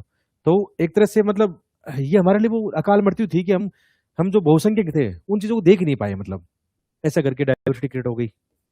ये सामाजिक पॉइंट हो गया। फिर मैं आर्थिक पॉइंट ऑफ व्यू से सोचूंगा। आर्थिक पॉइंट ऑफ व्यू से मैं तुरंत, मुझे ऑक्सफैम की रिपोर्ट यहाँ लिखनी है, याद आ गई कि ऑक्सफैम की रिपोर्ट क्या बता रही है कि हमारे देश में कुछ ही वर्ग, मान लो 10% लोगों के पास इतनी संपत्ति है, देश की 40% संपत्ति है, 60% संपत्ति है, 90% के पास मात्र इतना ये है, लोग भूखमरी के शिकार हो रहे हैं, ये हो रहे हैं। तो ये हमारा जीवन निरर्थक है। यदि हम किसी को साथ लेकर नहीं चल सकते तो हमारा जीवन वाकई निरर्थक है, ये अकाल मृत्यु हमारे लिए। लेकिन बार बार ये वाक्य दोहराना मत कि अकाल मृत्यु है, उसको शब्दों में पिरोना है। ठीक है। ऐसे हम अब देखो, अब डाइवर्सिटी क्रिएट होने लगी। पर्यावरण वाले पैराग्राफ में क्या लिखा, आईपीसीसी की रिपोर्ट में क्या बताया कि द्वीप डूब रहे हैं, ये हो रहा है, लोग खाद्य सुरक्षा फलाना ढिकड़ा सब हो रहा है। तो ये भी अकाल मृत्यु है सबके लिए। जिस हिसाब से जलवायु परिवर्तन हो रहा है, अलिंद आ रहा है, खाद्य संकट ये आ रहा है, तो अकाल मृत्यु है ना। ऐसे ही कोई फिर पॉलिटी का एग्जाम्पल लेके आएंगे, पॉलिटी लोकतंत्र इनका लेके आएंगे। तो उसके अंदर जंतर मंतर वाला आपने ऊपर लिख दिया तो दोबारा रिपीट मत करना, उसको बार बार रिपीट मत करना एक ही डायलॉग को ना, उसको और जगह भी यूज करेंगे। फिर सकारात्मक में लिखो। सकारात्मक में वही 10 डाइवर्सिटी, 8 डाइवर्सिटी जो भी लिखना चाहो, 1 2 3 4 5 उनके एग्जाम्पल लिख लेना। रब कार्य में लिख जरूर लेना। देखो मैं लिख रहा हूँ रब कार्य में, पर्यावरण में मैं ये डालूंगा, आर्थिक में ऑक्सफैम की रिपोर्ट लेके आएंगे, सामाजिक में ये लेके आएंगे। और सकारात्मक में क्या लिखेंगे, सिक्के का चेंज कैसे करेंगे, अब हम सिक्के के दूसरे पहलू पर बात करेंगे, या अब हम मतलब विषय के दूसरे सिरे का वो पकड़ने का प्रयास करते हैं। आपके जो कनेक्टिंग वर्ड है ना वो अच्छे होने चाहिए। अब हम दूसरी दिशाओं में जाकर गहराई से टटोलेंगे, क्या हर व्यक्ति, हर समाज, हर देश का जो एग्जाम्पल्स है, या क्या उनका जीवन वाकई निरर्थक है। तो वहां पे हम सकारात्मक आशावादी एग्जाम्पल शुरू करेंगे। अब हिस्टोरिकली यहाँ पे शुरू करेंगे तो हम गांधी, भगत सिंह इनसे शुरू कर सकते हैं। गांधी, भगत सिंह, बुद्ध, यहाँ से शुरू कर सकते हैं कि वहां पे उन्होंने एक दिखाया हमें कि जीवन निरर्थक नहीं है। या हिस्टोरिकल से और भी शुरू कर सकते हैं अपन, जैसे दादाभाई नौरोजी से लेकर, या अपने राजा राम मोहन राय है, वहां से शुरू कर सकते हैं कि उस समय उन्होंने सत्य प्रथा के खिलाफ कानून बना दिए थे। ज्योतिबा फुले से लेकर उनका एग्जाम्पल अपने पास माइंड में हो, वो शुरू कर सकते हैं कि उन्होंने दिखाया कि जीवन निरर्थक नहीं था। कुछ लोग, मुट्ठी भर लोग, यदि उनमें साहस हो सत्ता से, तानाशाही से लड़ने का, तो उससे भी देश का बदलाव आ सकता है, उसे शुरू कर सकते हैं। ठीक है, वहां से तो हिस्टोरिकल आ गया, माइंड में हिस्टोरिकल है, लेकिन यहाँ हिस्टोरिकल थोड़ी लिख रहे हैं कि इतिहास में देखे तो ये एग्जाम्पल्स अपने अच्छे आने चाहिए। सामाजिक तौर पे अब अपन लिखेंगे, सामाजिक तौर पे कुछ एग्जाम्पल, अच्छे एग्जाम्पल आएंगे तो उनके कई बार जैसे बच्चों के लिए कौन काम कर रहा है, यहाँ पे तुरंत काम आ जाएगा, कैलाश सत्यार्थी काम कर रहे हैं, है ना। और महिलाओं के लिए कौन काम कर रहा है, कोई काम कर रहा है, उनका नाम आ जाएगा। तो ऐसे बहुत सारे एग्जाम्पल आएंगे सामाजिक रूप से, जहाँ पे उन्होंने दिखाया कि जीवन निरर्थक नहीं था, वो देश के लिए काम आ रहे थे, मतलब सामाजिक रूप से आएगा। इसी प्रकार पर्यावरण के तौर पे आएगा। अब पर्यावरण में अभी मैंने जैसे बोला कि जादव पायांग, ये सब कनेक्ट, ये डेटा कलेक्शन करना पड़ेगा। ये जो मैं एग्जाम्पल डेटा रिपोर्ट डाल रहा हूँ, ये ऑलरेडी कलेक्शन किया हुआ है मेरे पास। एज ए स्टूडेंट में पढ़ता था तो मैं कलेक्शन कर लिए थे, तो आप लोगों ने भी कलेक्शन कर लिए होंगे यहाँ से। तो हर एक के जो पर्यावरण वाले एग्जाम्पल है वो नजर आएंगे आपको। इसी प्रकार अर्थव्यवस्था का कोई एग्जाम्पल नजर आएगा। इससे फायदा क्या हो रहा है, कितनी डाइवर्सिटी में हम लिख रहे हैं, हर एक पैराग्राफ विषय से कनेक्ट है और डाइवर्सिटी कितनी प्रदान कर रहे हैं। देखो मेरा वाला सिंपल तरीका ये है कि इसमें कोई रिस्क नहीं है, 120-30 नंबर इजीली आ जाते हैं, कोई रिस्क नहीं होगा इसमें। बाकी दूसरा तरीका भी आपको बता दूंगा, है ना। तो ऐसे करके इसके 8-10 आपने पैराग्राफ बना दिए, और अब आएगा समाधान वाला, इस पे भी 8 पॉइंट लिखेंगे। समाधान में थोड़ा सा ये सोचना कि तकनीकी समाधान में भी आ जाए। समाधान की ये अप्रोच बना लो। देखो अपन कुछ कीवर्ड बनाते हैं, यही आपके सामने बनाते हैं कि समाधान में जब भी आएगा तो अपन किस एंगल से लिखेंगे। तो समाधान में आएगा तो जैसे एक वैश्विक प्रयास को लिखेंगे, वैश्विक प्रयास, है ना, वर्ल्ड एफर्ट, वर्ल्ड एफर्ट लिखेंगे, वैश्विक प्रयास हिंदी में। दूसरा आएगा तो हम टेक्नोलॉजी का इस्तेमाल जरूर करेंगे, इसके अंदर भी करेंगे। भाई आज की तकनीकी है ना, मान लो, और इसमें भी आएगा, नेगेटिव में भी टेक्नोलॉजी आएगी। भाई टेक्नोलॉजी यदि मानवता के खिलाफ है टेक्नोलॉजी, आप न्यूक्लियर बम बना के फोड़ रहे लोगों पे, है ना, जापान का एग्जांपल देखे लेके, या आज की कोविड का एग्जांपल, उसमें भी वायरस, जैविक वायरस, ये कि इनको, अच्छा इसको करंट में लेके आएंगे। अभी हमने देखा यूएस, इजराइल और ईरान वार में देखा, ड्रोन टेक्नोलॉजी, उसने मानव का सर्वनाश कर दिया। तो वो टेक्नोलॉजी निरर्थक है, फिर मानव के कोई काम की नहीं है। पॉजिटिव वाले में क्या लिखेंगे टेक्नोलॉजी में, कि देखो कैसे, मतलब ये रेडियो न्यूक्लियर वाली टेक्नोलॉजी, उसका आज मेडिसिन में यूज कर रहे हैं। कैसे ड्रोन का आज हम मेडिसिन में, ऐसे क्षेत्रों में दवाइयां पहुंचा रहे हैं, खाना पहुंचा रहे हैं, अफ्रीका क्षेत्रों में जहां पे वाकई है ना बहुत मुश्किल था खाना पहुंचाना, दवाई पहुंचाना। टेक्नोलॉजी का पॉजिटिव। यहाँ पे क्या लिखेंगे समाधान में, कि टेक्नोलॉजी का कैसे यूज कर सकते हैं पॉजिटिवली। आप इस बात को समझो, हमने एक ही पक्ष को, टेक्नोलॉजी को 3 अलग अलग रूप में प्रेजेंट किया, एक नेगेटिव, पॉजिटिव और समाधान, वे फॉरवर्ड, अलग अलग एंगल से प्रेजेंट किया है। तो यहाँ पे टेक्नोलॉजी यूज जरूर करेंगे, ठीक है। उसके बाद में इसमें व्यक्तिगत इंडिविजुअलिज्म, इंडिविजुअलिज्म का वे फॉरवर्ड जरूर बताना, कोई व्यक्तिगत इंडिविजुअलिज्म का कोई हो सकता है ऐसा एग्जांपल, वे फॉरवर्ड में सुझाव हो। अच्छा इसमें एक बात हमेशा ध्यान रखना, गवर्नमेंट स्कीम्स है ना, गवर्नमेंट स्कीम्स को जरूर बताना, या गवर्नमेंट के इनिशिएटिव को जरूर बताना। सरकार क्या कर रही है, सरकार के इनिशिएटिव को जरूर बताना। जैसे ये वाला था निरर्थक है, वहां पे सरकार बहुत सारे अच्छे सार्थकता के प्रयास कर रही है, बेटी बचाओ बेटी पढ़ाओ कर रही है ना, गंगा को बचाने का प्रयास हो रहा है। अभी जो वर्तमान में, सॉरी, जो वर्तमान में जो चीजें चल रही है वो प्रयास हो रहे हैं। सरकार के इनिशिएटिव को उस पहचान के हिसाब से जरूर बताना, ठीक है। वर्ल्ड एफर्ट हो गया, टेक्नोलॉजी हो गई, इंडिविजुअलिज्म हो गया, सरकार प्रयास हो गया। पांचवा सामुदायिक प्रयास जरूर बताना। सामुदायिक प्रयासों में आप कोई ला सकते हो, ऐसे जंतर मंत्र वाले जैसी चीजें ला सकते हो, है ना। और भी आएंगे अभी। इनकी भूमिका, एनजीओ, मीडिया, इनका रोल, वे फॉरवर्ड, लोकतंत्र को बचाने के लिए मीडिया, एनजीओ की भूमिका। तो यहाँ पे जैसे अभी हम देखेंगे कि इस केस में देखा गया है कि जंतर मंत्र वाले केस में देखा गया है पैरेलल मीडिया खड़ा हो गया। या और अब चीजों को देखेंगे, लोकतंत्र को मजबूत करने के लिए जहाँ पे परंपरागत मीडिया जो है ना, टीवी चैनल, वो कमजोर हुए, वहीं उसके समकक्ष नए चैनल खड़े हो गए, जो किसी से डरते नहीं है, मतलब जो वाकई जो पत्रकारिता का महत्व है उसको दिखा रहे हैं, है ना। तो एनजीओ, मीडिया, इनकी भूमिका निभा देंगे। और बताओ, हेल्प करो, 10 पॉइंट बताओ समाधान के किन किन एंगल पे लिख सकते हैं। इससे क्या होगा, आपके आंसर पर डाइवर्सिटी और अच्छे नजर आएंगे, हमेशा एफर्ट नजर आएंगे, उसको आराम से यूज कर सकते हैं उसमें। हाँ, न्यूज पिंच का एग्जाम्पल देना, बिल्कुल दे सकते हो, न्यूज पिंच का बेस्ट एग्जाम्पल दे सकते हो, कि उनकी भूमिका हमने देखी है ना, बहुत सारे एनजीओ की भूमिका देखी, जो खाना पहुंचा रहे थे, बहुत सारे एनजीओ काम कर रहे थे। अब कई बार सरकार उनको बोल देती है कि विदेशी फंडिंग है, होंगे कुछ होंगे, लेकिन ऐसा थोड़ी है कि सारे के सारे विदेशी फंडिंग होंगे। जो विदेशी फंडिंग है तो उनको पकड़ो, फिर तो आवाज क्या कर रहे हो, आपकी गलती है कि विदेशी फंडिंग आई कैसे यहाँ पे, आपका इतना सिस्टम है, कैसे आ गए यहाँ पे, उसको पकड़ो, और क्या। 6 पॉइंट हो गए, और क्या हो सकता है, और सोचो, डाइवर्सिटी याद दिलाओ। वे फॉरवर्ड में समाधान में और पॉइंट कौन से ला सकते हैं।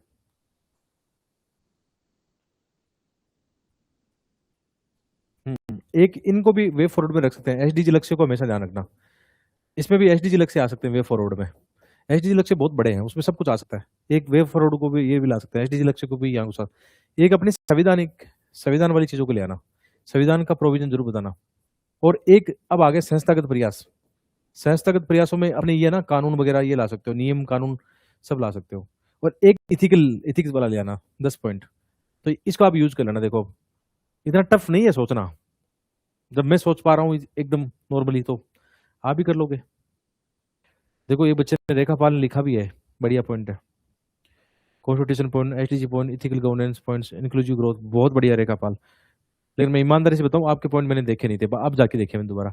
तो ये पॉइंट्स आपने अच्छे पहले लिख दिए, तो बहुत बड़ी बात है ये तो। और रेखापाल आप तो मतलब बहुत अच्छा लिख रहे हैं आंसर, बहुत ज्यादा डाइवर्सिटी डाल रहे हो, अच्छा पॉइंट्स आ रहे हैं।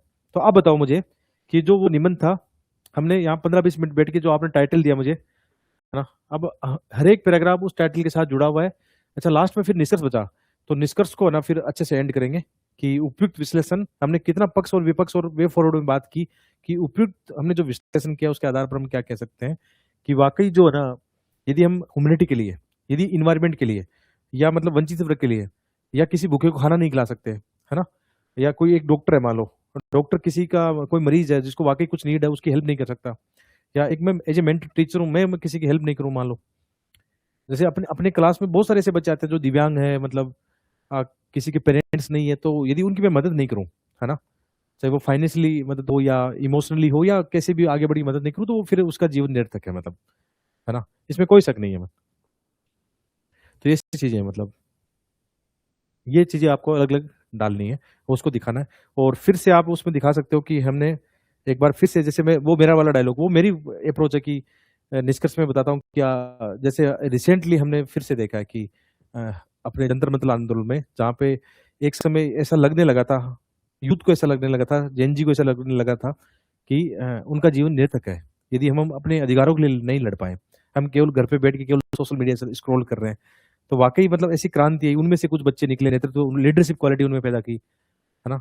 और कुछ अच्छे अनुभवी लोग जो देश का भला चाहते थे, मतलब साइंटिफिक लोग जुड़े उसमें, जुड़ के मतलब आज उन्होंने दिखाया कि उनका जीवन सार्थक है ना, ऐसे करके कर सकते हो वहां पे। और याद रखना, गांधी जी, बुद्ध, अंबेडकर, जितने भी अपने बड़े अपने अच्छे विद्वान हैं, उनको लेकर आप अच्छे एग्जाम्पल यूज करना, क्योंकि उनको लेकर सब सहमति, कोई उनसे नफरत नहीं करता है, सब लोग चाहते हैं, मतलब सब लोग उनको पसंद करते हैं। आप ही उनको अपने आंसर में लाओगे तो आपको एप्रिसिएशन ही मिलेगा, आपको अच्छे नंबर ही मिलने वाला है। अब बताओ मुझे ना कि क्या हम किसी भी टाइटल को कैसा भी आए, क्या उसको अपने अकॉर्डिंग, अपनी सोच के अकॉर्डिंग, अपने विचारों के अकॉर्डिंग क्या हम नहीं लिख सकते हैं? क्या अपने एग्जाम्पल में महिलाएं नहीं थी, अपने एग्जाम्पल में पुरुष नहीं थे, या वंचित वर्ग नहीं था, या किसान वर्ग नहीं था? अपने एग्जाम्पल्स में हर में आएगा ये पॉइंट।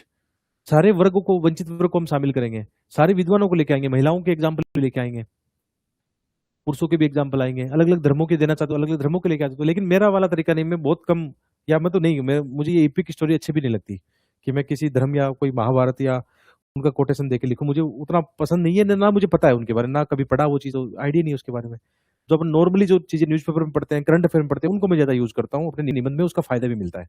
एग्जामिनर भी जब कॉपी चेक करता है तो उसको एहसास होता है कि बच्चा जागरूक है, देश दुनिया की बातें इसको पता है। देखो कितने अच्छे एग्जाम्पल दिए इसने, कितनी अच्छी रिपोर्ट डाली है। जहाँ पे रिपोर्ट एसडीए की जरूरत थी, एसडीए की डाली। जहाँ पे रिपोर्ट भ्रष्टाचार की उसकी थी, वो डाली। जहाँ पे प्रेस की, व्यक्ति की आजादी की थी, वो डाली, है ना। तो सारे रिपोर्ट डेटा इंडेक्स भी मैं इसमें डालूंगा। जैसे मैं ये डायमेंशन आपको बता रहा था कि जहाँ पे वो विपक्ष वाला पक्ष लिख रहा था, नकारात्मक वाला, वहां पे मैं ये भी लेके आऊंगा कि आज हमारे देश की जो व्यक्ति की आजादी है उसके साथ खतरा नजर आया है। प्रेस की हमारी जो रैंकिंग आती है, उस रैंक में हमारा स्थान 197 है। तो ये एक दिखाता है कि हम कितना निरर्थक जीवन जी रहे हैं, है ना। लोकतंत्र के जो एक मजबूत पिलर है प्रेस, है ना, उसकी क्या हालत होगी अब, निर्धकता साफ, उसकी अकाल मृत्यु हो चुकी है। वही पॉजिटिव वाले में आते तो लिखते कि कुछ पैरेलल यूट्यूबर आ चुके हैं जो इस निर्धकता को सार्थकता में बदल रहे हैं, है ना। तो ये अप्रोच देखो आप, है ना, हर आइडिया के साथ आपको प्रेजेंट करना है। यहाँ पे हम सामाजिक बारे में ह्यूमन डेवलपमेंट इंडेक्स डालते कि 2025 के अनुसार भारत की रैंक ये है, ये साफ दिखाता है कि भारत में भूखमरी, कुपोषण, वे ऑफ स्टैंडर्ड, जो लिविंग स्टैंडर्ड का जीवन, वो बहुत खराब है। और इस वाले में दिखाते हैं, दूसरे वाले में पॉजिटिव की कुछ नीति आयोग की रिपोर्ट लेके कि हाँ दूसरा पक्ष भी है कि जहाँ पे सार्थकता नजर आ रही है, ऐसे करके भी लिखते हैं।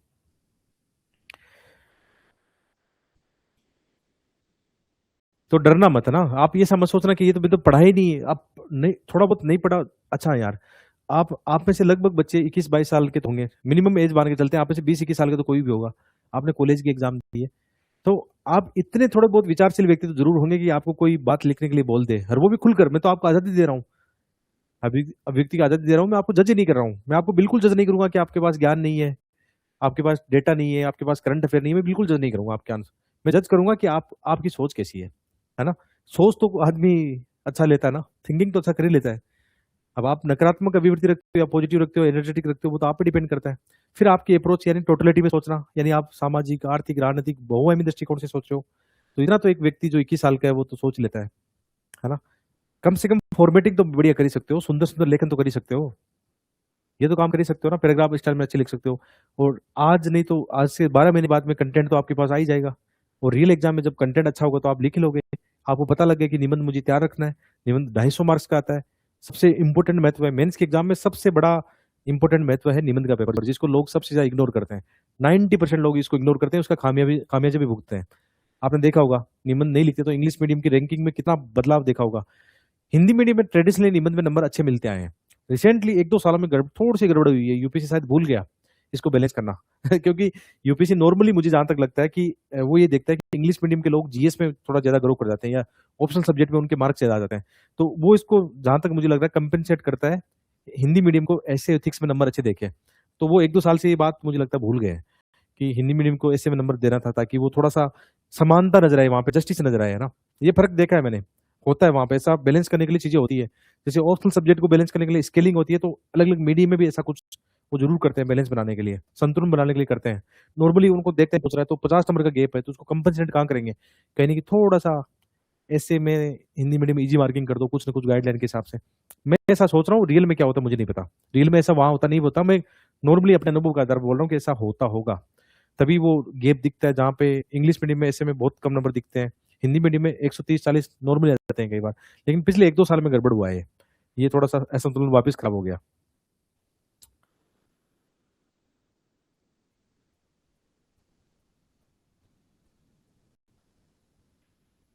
एक तो ये तरीका है जो सबसे बेस्ट तरीका है, सबसे कॉमन सेंस वाला तरीका है।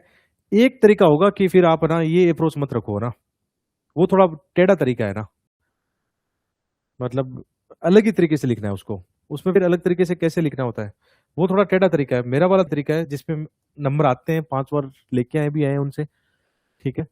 ये जो मैंने आपको तरीका बताया सामाजिक आर्थिक, इससे क्या होता है, डाइवर्सिटी की कमी नहीं रहती। फिर टेंशन नहीं होती कि अपन 12 पेज में लिखे तो क्या लिखे, अपने पास फिक्स एरिया है ना लिखने के लिए। लेकिन कुछ एक तरीका ये सब है कि लोग क्या करते हैं, इसी को समझाने की कोशिश करते हैं कि नृतक 2-3 पैराग्राफ में नृतक के बारे में बात की, जीवन ऐसा क्या हुआ, अकाल मृत्यु कैसे हो गई, उसको लेकर एक खिचड़ी बनाने की कोशिश करते हैं, एक स्टोरी लिखते हैं। तो ये भी एक तरीका है, लेकिन वो जटिल तरीका है। प्रैक्टिकली बताऊं तो वो जटिल तरीका, आप ट्राई करके देख लेना। आपके जो 40 फिलोसफिकल ऐसे आपको मिले हैं ना, उसके अंदर वो दिए हुए हैं ऐसे तरीके कि कुछ मिक्स करके भी उसमें लिखा जा सकता है, एक मिश्रण तरीके, मिश्रण करके उसको वो भी लिखा जा सकता है। लेकिन वो मेरे को तो खतरा नजर आता है, पर्सनली मैं बताऊंगा। मुझे आज भी आप बोलोगे तो मेरे से नहीं लिखा जाएगा वो तरीका मेरा था ही नहीं कभी।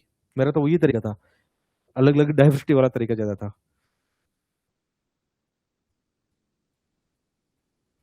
तेज प्रकाश सैनी आरटीए लगा दे तो क्या वो बता सकते हैं दोस्त नहीं बताएंगे, मेरे पास आरटीए सामने पड़ी है। देखो आपको विश्वास नहीं तो आरटीए देखो, यही पड़ी है आपके सामने, दो दो बार आरटीए लगा चुका हूँ। आरटीए देखो, यूपीसी का आरटीए, ये आई पड़ी है। कुछ नहीं आता उसमें, कोई जवाब नहीं देते हैं, गोल गोल घुमाते रहते हैं बात को। 2 बार मैंने आरटीए डाली है कि हिंदी मीडियम की कॉपी चेक कौन करता है, मॉडल आंसर होते नहीं होते हैं, है ना, पूरा उसको जानने की कोशिश के लिए नहीं देते हैं आरटीए के जवाब। देंगे अब देखो जैन जी लाएंगे आरटीए का आरटीए को सही से यूज करने के लिए। मैंने इनको पूछा था कि इनके मॉडल आंसर होते नहीं होते, तो इसमें तो लिख रखा था कि कोई मॉडल आंसर नहीं होता। उन्होंने तो मना ही किया, जबकि यूपीसी चेयरपर्सन उस समय एक दिन बोल रहे थे, टीवी चल डिबेट थी उसमें, वो बोल रहे थे कि उनके पास होता है। आरटीए में बोला कि नहीं होता है, तो दो बातें होगी, कॉन्ट्रडिक्शन हो गई दोनों बातें। या कॉपी चेक हिंदी मीडियम वालों की मैंने पूछा था, इंग्लिश वाले करते हैं नहीं करते हैं, तो उन्होंने मना ही किया कि नहीं, हिंदी के एक्सपर्ट होते हैं, उन्होंने तो ये लिखा आरटीए में। बाकी बहुत सारे और डेटा थे, मैंने डेटा मांगे थे कि 2024 और 25 की डेटा दो, हिंदी मीडियम में कितने लोग प्री में बैठे थे, कितने मेंस में बैठे थे, उनको डेटा नहीं दिया उन्होंने, वो देंगे भी नहीं डेटा से।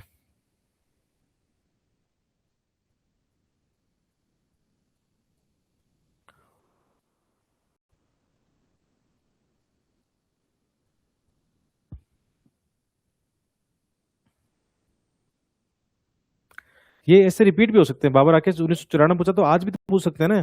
फिलोसफिकल ऐसे तो हमेशा आपके लिए रिलेवेंट रहेगा। तो ये तरीका भी आप देख लेना। चलो आगे बढ़ते हैं। जैसे अपन इसको देखते हैं कि जैसे ये ऐसे मान लो, अब मैं आपको वो पूरी चीजें बता रहा हूँ कि कोई भी ऐसे कैसे फॉर्मेट प्रेजेंटेशन उसमें ध्यान रखना है। तो ये अपना रियल वाला ऐसे है, ठीक है। विचार मेरे, राइटिंग मेरे नहीं, राइटिंग वाइफ की है ना, उन्होंने, उनकी राइटिंग अच्छी थी मेरे से, तो मैंने, हम साथ बैठ के लिखते थे, दोनों साथ लिख के पढ़ते भी थे एक समय। बस अब जिम्मेदारियां बहुत ज्यादा हो गई तो उनको वक्त नहीं मिल पाया यूपीसी देने का, नहीं तो उन्होंने दिया था मेरे साथ। 2022 में एक प्री दिया था उन्होंने, तो उनका स्कोर था सीसेट में तो 90 स्कोर था उस साल। में सीसेट फेल कर गया लेकिन वाइफ का सीसेट का स्कोर बहुत अच्छा था, 90। और उनका जीएस का स्कोर 60 के आसपास था। मेरा जीएस का स्कोर बहुत अच्छा था। हम दोनों प्री फेल कर गए उस साल। अभी हालांकि उनमें इतनी काबिलियत है, वो आराम से निकाल सकते हैं आपके साथ तैयारी करें इसी बेच के साथ, तो वो यूपीसी आराम से निकाल सकते हैं। लेकिन प्रॉब्लम्स बहुत अभी है ना, बच्ची छोटी है, परिवार की जिम्मेदारियां हैं, साथ में ये पूरा सेटअप। आप सोचो मतलब 90% सेटअप का काम वही करते हैं, टेक्निकल काम, पीडीएफ बनाना से लेकर सारा, अभी भी वही पूरा देखते हैं। मतलब इंगेज बहुत ज्यादा है, तो उतना वक्त नहीं निकाल पा रहे हैं। बाकी नहीं तो उनकी स्टाइल बहुत अच्छी है। आप देखो राइटिंग, प्रेजेंटेशन, जितने नोट्स हैंड रिटन मिले सारी उनकी राइटिंग में बने हुए हैं। हम साथ बैठ के, मैं कंटेंट निकालता था, मैं बोलता था, मैडम लिखती थी, साथ बैठ के हमने काम किया पूरा का पूरा, पढ़ाई भी की साथ बैठ के। बट अब थोड़ी चुनौतियां हैं।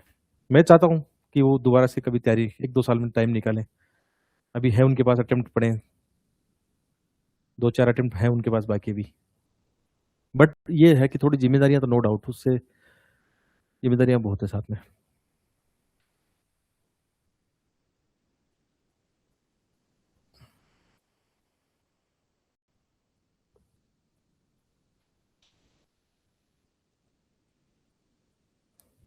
मैं उनको मजाक करता हूँ कि एटलीस्ट आप प्री निकालो, मेंस लिखो, इंटरव्यू तक जाओ।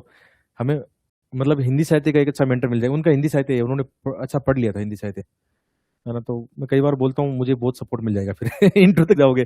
सिलेक्शन होगा वो अपने हाथ में नहीं है, अपन मेहनत कर सकते हैं। होगा तो बहुत अच्छी बात है, नहीं तो एक अच्छा मेंटर जरूर मिल जाएगा बच्चों को। हम दोनों मिलकर अच्छा पढ़ाएंगे फिर। चलो, तो ये नियमन देखते हैं अपन कि लिंग आधारित भेदभाव हर किसी को नुकसान पहुंचाता है। अब देखो यहाँ पे हमें ये देखना पड़ेगा लिंग आधारित का मतलब क्या हुआ। लिंग में पुरुष भी आ सकते हैं, महिलाएं भी आ सकते हैं, अलग जेंडर भी आ सकता है। तो हमें याद रखना, केवल यहाँ केवल पुरुषों की, केवल महिलाओं की बात नहीं करनी। अलग अलग समूह, लैंगिक समूह है आजकल, समलैंगिकता वाले मुद्दे हैं बहुत सारे हैं, उनकी भी बात करनी है। केवल पुरुषों की बात नहीं करनी या केवल महिलाओं की बात नहीं करनी। ये हमें ये बता रहा है। भेदभाव, कैसा भेदभाव, महिलाओं के साथ कैसा भेदभाव, पुरुषों के साथ कैसा भेदभाव, थर्ड जेंडर के साथ कैसा भेदभाव, है ना। भेदभाव, कैसा भेदभाव, किस टाइप का भेदभाव, आर्थिक, सामाजिक, कैसा भेदभाव। हर किसी को मतलब मुझे भी, आपको भी, समाज को भी, देश को भी नुकसान पहुंचाएगा, है ना। तो कैसे पहुंचाएगा, तो यदि किसी सोसाइटी में भेदभाव होते हैं तो वो पहले तो कैसे नुकसान पहुंचाएगा, वो सोसाइटी समावेशी नहीं हो सकती। आप मान लो किसी पर्टिकुलर अल्पसंख्यक वर्ग या किसी धर्म को लेकर, किसी जाति को लेकर भेदभाव होता है, तो वो देश कभी भी समावेशी सोसाइटी वाला नहीं बन सकता। उसी तरह यदि किसी एक वर्ग को या एक लिंग वालों के खिलाफ अत्याचार होते हैं, जैसे हमने देखा ट्रेडिशनल रूप से थर्ड जेंडर को इग्नोर किया गया था, तो आज वो वर्ग है बेचारा, मतलब कहीं ना कहीं और अवसर नहीं है उसके पास, शिक्षा के नहीं है, रोजगारों के नहीं है। कई बार आपने भीख मांगने पर मजबूर कर दिया उसको, है ना। अच्छे रोजगार नहीं मिल पाए, अच्छी पॉलिटिशियन नहीं बन पाए, अच्छा स्पोर्ट्स पर्सन नहीं बन पाए, क्योंकि आपने उनको मौका नहीं दिया। आपने अलग तरीके से उसको देखा, अलग तरीके से रखा, आपको दबा के रखा आपने। उनके कॉन्स्टिट्यूशनल राइट आपने कभी नहीं दिया उनको, समानता, न्याय, स्वतंत्रता कभी नहीं दिया आपने। महिलाओं की बात करें तो महिलाओं को कभी नहीं दिया आपने, पेट्रियार्की की हावी थी, है ना। अवसर नहीं दी, शिक्षा पढ़ने का मौका नहीं दिया। आप बात करते हो कि महिलाएं आगे बढ़े, लेकिन आगे बढ़ेगी कैसे, आप उनको शिक्षा नहीं दे रहे हो, उनको पैर पहले काट रहे हो, उनको गर्भ में मार रहे हो आप तो लिंग के आधार पर भेदभाव कर रहे हो। बेटे को ही प्राथमिकता दे रहे हो आप, बेटा ही सब कुछ है जैसे, है ना। तो इसका नुकसान किसको होगा, सबको होगा, मुझे भी होगा, आपको भी होगा, समाज को भी होगा, देश को भी होगा। और दिख रहा है, जैसे फॉर एग्जाम्पल हमने देखा कि जहां पे जिन सोसाइटी में कन्या भ्रूण हत्या है, तो आज उस सोसाइटी का क्या हाल है। उनके लड़कों के लिए कहां से भूल आएंगे वो, कैसे परिवार नामक संस्था आपके आगे बढ़ेगी, समाज खतरे में है ना। ठीक है, आप जैसे महिलाओं को आगे बढ़ने नहीं दोगे। आईएमएफ की रिपोर्ट आती है कई बार कि यदि हमारे देश की जीडीपी में कोई इतना प्रतिशत ग्रो करना है तो महिलाओं को ही वो आपको शिक्षित करना होगा, उनके रोजगारों में लाना होगा। आपको देश की जीडीपी का कितना नुकसान हो रहा है। आप विकसित भारत बनने जा रहे हो 2047 में, और आपकी आधी आबादी को आप शिक्षित नहीं कर रहे हो, या आधी आबादी को घर से बाहर नहीं निकलने दे रहे हो। कैसे, तो हर किसी को नुकसान, मतलब देश को नुकसान, देश की जीडीपी को नुकसान। देश के ह्यूमन डेवलपमेंट का नुकसान। आज एचडी में हमारी रैंक 130 है, लगभग 190 देशों में। 130 क्यों है? क्योंकि यही तो कारण है, हमने उन मुद्दों को कभी सुलझाया नहीं। महिलाओं को या थर्ड जेंडर को आपने पढ़ने नहीं दिया, उनका स्वास्थ्य का आपने ध्यान ही नहीं रखा, एनीमिया कुपोषण से वो ग्रसित है। तो ऐसे आइडिया देखो आ रहे हैं, धीरे धीरे आइडिया आते चले जाएंगे, और उनको हर एक पॉइंट को ध्यान रखना, हर किसी को कैसा नुकसान पहुंचाएगा, सामाजिक रूप से कैसा नुकसान होगा, पर्यावरण के दृष्टिकोण से कैसा नुकसान होगा, आर्थिक दृष्टिकोण से कैसा नुकसान होगा, हर एक दृष्टिकोण से आपको उस पर बात करनी होगी। तो ये टाइटल हमें बताता है। इसका मतलब एक चीज आपने नोटिस की होगी सबसे पहले, कि निबंध के जो कीवर्ड्स है ना वो बहुत महत्व रखते हैं। सारे के सारे कीवर्ड्स मिलके ही आपका निबंध बनाएंगे। यदि आप कुछ कीवर्ड्स को भूल गए निबंध में, तो आपका निबंध अधूरा है, नंबर कम मिलेंगे। कुछ लोग ऐसा करते हैं, गलती कर बैठते हैं, भूल जाते हैं अपने टाइटल को लिखते समय, अलग ही दुनिया में निकल जाते हैं। कई बार क्या होता है, 4 कीवर्ड्स होते हैं, चारों कीवर्ड्स का बहुत महत्व होता है। हर पैराग्राफ में उन चारों कीवर्ड्स का मिला जुला मिश्रण नजर आना चाहिए। अभी रिसेंटली एक निबंध अभी बच्चों को दिया था, मेंस वाले बच्चों को, तो उसमें 4 कीवर्ड थे ऐसे करके, न्याय भी था, स्वतंत्रता भी, समानता भी थी। तो उन मोस्ट ऑफ बच्चों का जो निबंध आया तो उसमें वो कीवर्ड गायब थे, मतलब भूल गए वो कि निबंध ऐसा था क्या। वो मिश्रण करना था उसमें, जैसे इसमें मिश्रण करना था। हर एक पैराग्राफ में आपको लैंगिक आधारित कौन सा भेदभाव और कैसे नुकसान पहुंचा रहा है वो दिखना चाहिए था उसमें, पैराग्राफ में साफ साफ दिखना चाहिए।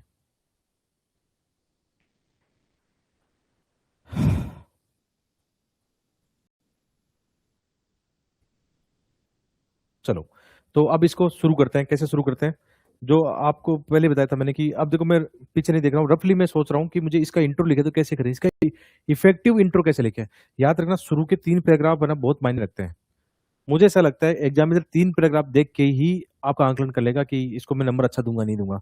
उसकी पॉजिटिव फीलिंग आना बहुत जरूरी है शुरू के 3 पैराग्राफ में, क्योंकि यार पता चल जाता है कितनी गहराई है सामने वाले में ना। आप बात करके 2 मिनट में पता लगा सकते हो कि ये कितना, मतलब वो है, काबिल इंसान है, पता लग जाता है विचारों से। कई बार ऐसी कोई नहीं कोई बात बोल देते हो आप, तो 3 पैराग्राफ में कोई ऐसी नेगेटिव बात, अशुद्धियां, काट छांट ये मत करना जो आपको व्यवहार दिखाए कि यार ये सही बैलेंस नहीं करता है ना। वो अच्छा होना चाहिए, मतलब ठीक है।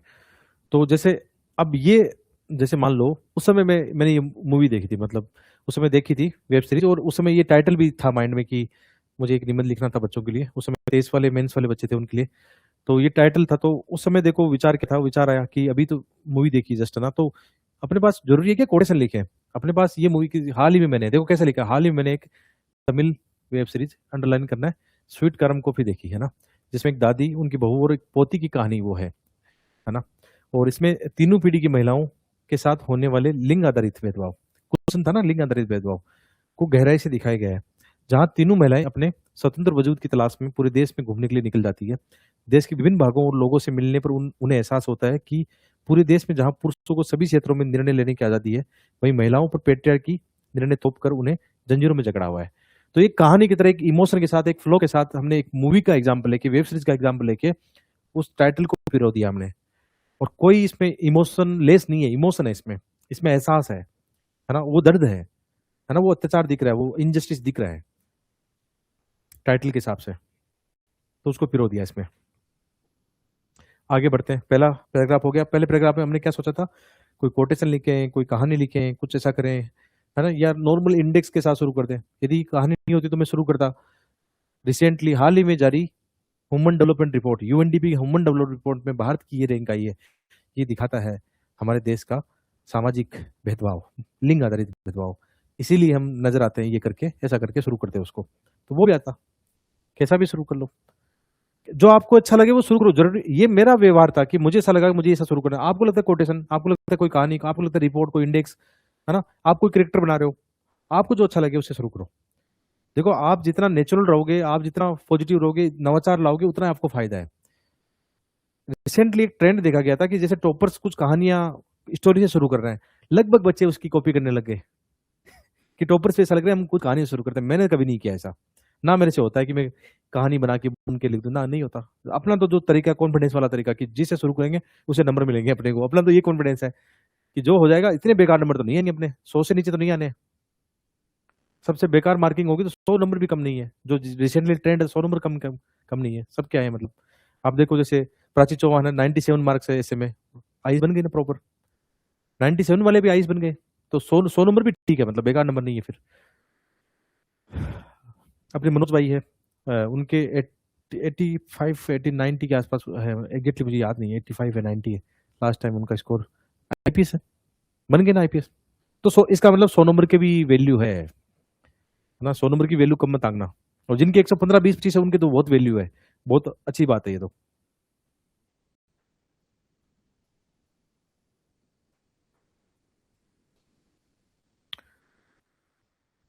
और ये गलत फहमी भी है कि निबंध के अंदर है ना, आप ना 10-15 हज़ार रुपये खर्च करके कई टीचर से पढ़ोगे, वो आपको नंबर दिला देगा, तो वो ये बहुत सबसे बड़ा ब्लंडर और गलत फहमी है। एक्चुअल में क्या होता है, आपने एक प्लानिंग स्ट्रेटेजी समझ ली। अब मेरा जैसा व्यक्ति जिसने 5 बेंच लिखे नंबर लेके, वो आपको एक चीज बता रहा है, तो वो ऐसे झूठ थोड़ी बोलेगा आपसे, वो अपना पूरा अनुभव आपके साथ साझा कर रहा है। तो ये 15-20 हज़ार रुपये से कम नहीं है ऐसे में आपके लिए ना। आपने इस बात को पकड़ लिया तो आपके नंबर आने हैं, क्योंकि निबंध क्या है, निबंध आप हो, मैं फिर दोहरा रहा हूँ कि निबंध आपकी सोच है, आपका व्यवहार है, आपके कर्म है, आपकी सोचने की गहराई कितनी है, कितनी तार्किकता में सोचते हो, और कितना आपने एफर्ट पहले से तैयार कर रखा है। आपने डायरी डाल रखी है, आपकी कोटेशन रिपोर्ट डेटा सब आपके पास ऑलरेडी है, उनको मल्टीपल टाइम्स आपने रिविजन कर रखा है ना। और अच्छी बात क्या है, एसए के अंदर मोस्ट ऑफ कंटेंट जीएस 1 2 3 4 का इस्तेमाल कर लेते हैं अपन। ऐसे में अलग से कोई बुझता नहीं है। लेकिन जो समझदार लोग हैं थोड़ा सा, वो चाहे तो अपनी डायरी बना सकते हैं, जिसमें कोटेशन वगैरह कुछ भी, जब भी कोई कोटेशन आए तो लिख दिया। न्यूज़पेपर पढ़ रहे हैं, कोटेशन देखा, लिख दिया। इंस्टाग्राम पर देख रहे हो, कोई चाणक्य कोटेशन दिखा, लिख दिया, क्या दिक्कत है। कोई रिपोर्ट इंडेक्स आई, लिख दी उसमें, है ना। कोई घटना घट रही है, कोई किसी को पद्मश्री अवार्ड दिया जा रहा है, पद्म भूषण मिल रहा है, कोई अच्छा करेक्टर है, लिख दिया नाम। यही तो चीजें काम आएगी आपकी, छोटी छोटी घटनाएं। साहित्य से संबंध लिख सकते हो, कोई दिक्कत नहीं है, साहित्य वाले की तरह से लिखते हैं, बहुत सारे लिखते हैं, उससे शुरू कर सकते हो। यहाँ पे कोई आपको कोटेशन कोई दोहा नजर आए तो वो लिख देना, क्या दिक्कत है। फिर अब आगे जानने की कोशिश करते हैं कि लिंग आधारित भेदभाव क्या है, कैसे लिंग आधारित भेदभाव सभी के लिए खतरा है। कुछ क्वेश्चन बनाए मैंने ऐसे ही करके, क्वेश्चन क्रिएट किया, या सेकंड पैराग्राफ में मैं समझा भी सकता था कि इसका मतलब क्या होता है, लिंग आधारित भेदभाव का मतलब क्या हो, जो कीवर्ड्स है उनको भी समझा सकता था। तो अपनी अप्रोच है कि 3 पैराग्राफ इंट्रो के लिए लिखेंगे, उसमें कोशिश करेंगे कोई कहानी स्टोरी, कुछ वर्ड को समझाएंगे और कुछ क्वेश्चन क्रिएट करेंगे। ये इंट्रो की एक स्टाइल होती है। और नॉर्मली इंग्लिश मीडियम वाले ज्यादातर क्या लिखते हैं, इन 2-3 पैराग्राफ में वो एक कहानी, बड़ी सी कहानी बुनते हैं ना, तो वो भी चलेगा, मतलब वो उनका तरीका है। ठीक है। अब यहाँ पे मैंने वो जैसे तीसरा पैराग्राफ यहाँ समझाया कि लिंग आधारित भेदभाव से तात्पर्य है कि कैसे हम सिर्फ किसी शारीरिक संरचना में अंतर होने से हम किसी एक लिंग की तुलना में दूसरे लिंग के समूह को सर्वश्रेष्ठ माने की गलती कर बैठते हैं। चाहे महिलाओं की तुलना में पुरुषों को, चाहे पुरुषों को ज्यादा महत्व देना, या फिर महिलाओं पुरुषों की तुलना में थर्ड जेंडर को महत्व नहीं समझना। यहीं से लिंग आधारित भेदभाव की, अब हमने सभी लिंग्स के लोगों को यहाँ पे शामिल कर लिया है। केवल हम महिलाओं के लिए, केवल पुरुषों के बारे में ऐसा नहीं लिख रहे, सभी के बारे में बात कर रहे हैं। तो ये अब इसका अलाइनमेंट देखो आप। अलाइनमेंट का मतलब आप चेक करो इसको, जो मैं आपको बता रहा था कि हमने स्पेस देके लिखा, यहाँ एक वर्ड का स्पेस दिया ना, ठीक है। अब ये लाइन चेक करो, मैंने लाइन आधी दूरी नहीं, मैंने पूरा टच किया वहां तक, और ये लाइन पूरी टच होती जा रही है, पूरी की टच, आधी दूरी लाइन नहीं है ना। तो सबसे पहला काम तो कर लो प्रेजेंटेशन का, और पैराग्राफ स्टाइल में बड़ा सा पैराग्राफ है, इतना बड़ा पैराग्राफ है, एक पेज में 2 पैराग्राफ, बड़ा सा पैराग्राफ है कि नहीं। और जहां नीड थी, मतलब किसकी अंडरलाइन करने की, अंडरलाइन है कि नहीं, अंडरलाइन है। और भी कीवर्ड्स को अंडरलाइन, जहां जहां नीड है वहां अंडरलाइन करते जाओ, ब्लैक पेन से अंडरलाइन कर दो। ठीक है। सेकंड पैराग्राफ शुरू किया तो एक स्पेस का थोड़ा गैप दिया लाइन का। अब देखो अलाइनमेंट, देखो ये अलाइनमेंट बहुत जरूरी है, ये नहीं सीखोगे नंबर कहां से अल्लाह होगे फिर, है ना। देखो यहाँ अलाइनमेंट देखो, ये यहाँ से पैराग्राफ चलता रहेगा। अब अलाइनमेंट दिखना चाहिए, साफ दिखना चाहिए कि आपने पैराग्राफ चेंज किया है, और अच्छे वर्डों के साथ में। ठीक है, आगे बढ़ते हैं, और जहां जहां अंडरलाइन करना है कीवर्ड्स अंडरलाइन करते चल रहे हैं। ठीक है। फिर तीसरा, जो कीवर्ड्स थे उनको जहां अंडरलाइन करना है अंडरलाइन करो, ये सब साफ सुथरा, कोई काटा पीटे नहीं, कोई गलती नहीं, कोई अशुद्धियां नहीं। अब आ गए हम बॉडी पार्ट में, और यहाँ मैंने कुछ लोग लिखते हैं यहाँ पे, कुछ लोग प्रस्तावना लिख देते हैं, प्रस्तावना। क्यों लिखना भाई, कुछ लोग भूमिका लिखते हैं, नहीं लिखना है ऐसे, नाम मत लिखना भूमिका, ये सीधा लिखो एकदम पैराग्राफ स्टाइल में।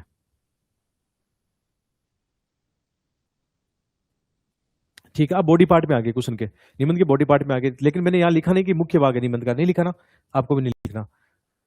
अब हमने यहाँ शुरू किया, अब जब हम आजादी का अमृत महोत्सव बना रहे हैं 75, साथ ही G20 की अध्यक्षता भी कर रहे थे, उस समय कर रहे थे करंट अफेयर। जब आप करंट अफेयर पढ़ते हो ना एज ए स्टूडेंट, तो उस समय की डेटा आपको याद रहते हैं। जैसे उस समय 2023 की बात है, हम उस समय ये बहुत ज्यादा आ रहा था कि आजादी का अमृत महोत्सव हर दिन आ रहा था, G20 की अध्यक्षता कर रहे थे, हर दिन न्यूज में आ रहा था कि आज अब जब हम आजादी का अमृत महोत्सव बना रहे हैं और G20 की अध्यक्षता कर रहे हैं, जिसमें हम बार बार ये बोल रहे हैं कि वसुदेव कुटुंबकम, ये उसका टेक था ना, बार बार बोल रहे थे। पर अब मुख्य जोर दे रहे हैं, इसी समय देश के किसी न किसी कोने में आए दिन महिलाओं के साथ रेप, यौन हिंसा, एसिड अटैक जबरन बाल विवाह और थर्ड जेंडर के भेदभाव जैसी घटनाएं दिल को झंझोर कर रख देती है। अब आप ये शैली देखना, भाव वाली शैली है, जीएस वाली शैली नहीं है, शॉर्ट फॉर्म नहीं है, जो दिखाता है कि लिंग आधारित भेदभाव न केवल महिलाओं के लिए बल्कि देश सबके लिए खतरा है ना। ये करंट, पहला मैंने पैराग्राफ करंट से शुरू कर दिया, हिस्टोरिक जरूरी नहीं कि हिस्टोरिकल शुरू करें, पहला पैराग्राफ करंट का हो गया, क्या दिक्कत है उसमें, करंट घटना का हो गया। आगे समसामयिक घटना को लेकर शुरू कर दिया। फिर अब विषय की गहराई में प्रवेश करते हुए अलग अलग एंगल को देखेंगे, जहां पे हम सबसे पहले बात कर रहे हैं कि मतलब विशेषकर कैसे सामाजिक रूप से बताया कि विशेषकर परिवारों में लड़कों को ज्यादा महत्व दिया गया। लड़कों को तो बेड ला के दिया गया, साइकिल ला के दी गई, बच्ची को कुछ नहीं दिया, या कभी गुड़िया ला के दी, है ना। तो आपने शुरुआत ही वहीं से कर दी, है ना। तो कहीं ना कहीं भेदभाव की शुरुआत परिवार से शुरू होती है, हिस्टोरिकल रूप से आपने उसको भेदभाव को शुरू कर दिया है, तो उसको आपने इसमें बताया। या विशेषकर जिन परिवारों में मतलब जिन बच्चों के मतलब थर्ड जेंडर वाले बच्चे थे, मान लो उनके उनके साथ तो बहुत अत्याचार किया गया, उनको तो एक तरह से फेंक दिया गया, परिवार में रखा ही नहीं गया उनको, तो है ना। उनके क्या हालात हो गए, कितने बुरी विडंबना थी। ये सोसाइटी समावेशी सोसाइटी होती ना, तो उनको भी अप्रिसिएशन किया जाता, है ना। चाहे मान लो कोई शारीरिक कमी थी, तो मान लो उसको पढ़ा दिया जाता, तो वो भी एक अच्छा साइंटिस्ट बनता। उसको खेलने दिया जाता, वो एक अच्छा स्पोर्ट्स पर्सन बनता। आप सोचो एक बार, वो भी अच्छा पॉलिटिशियन बनता, वो भी यूपीसी एग्जाम निकालता। लेकिन हमने क्या किया, तुरंत ही हम इतने रूढ़िवादी हैं कि हम समाज से डरते हैं, हमने उस चीज को कभी अप्रिशिएट ही नहीं किया, इतने हम डरपोक है, डरपोक सोसाइटी हमारी।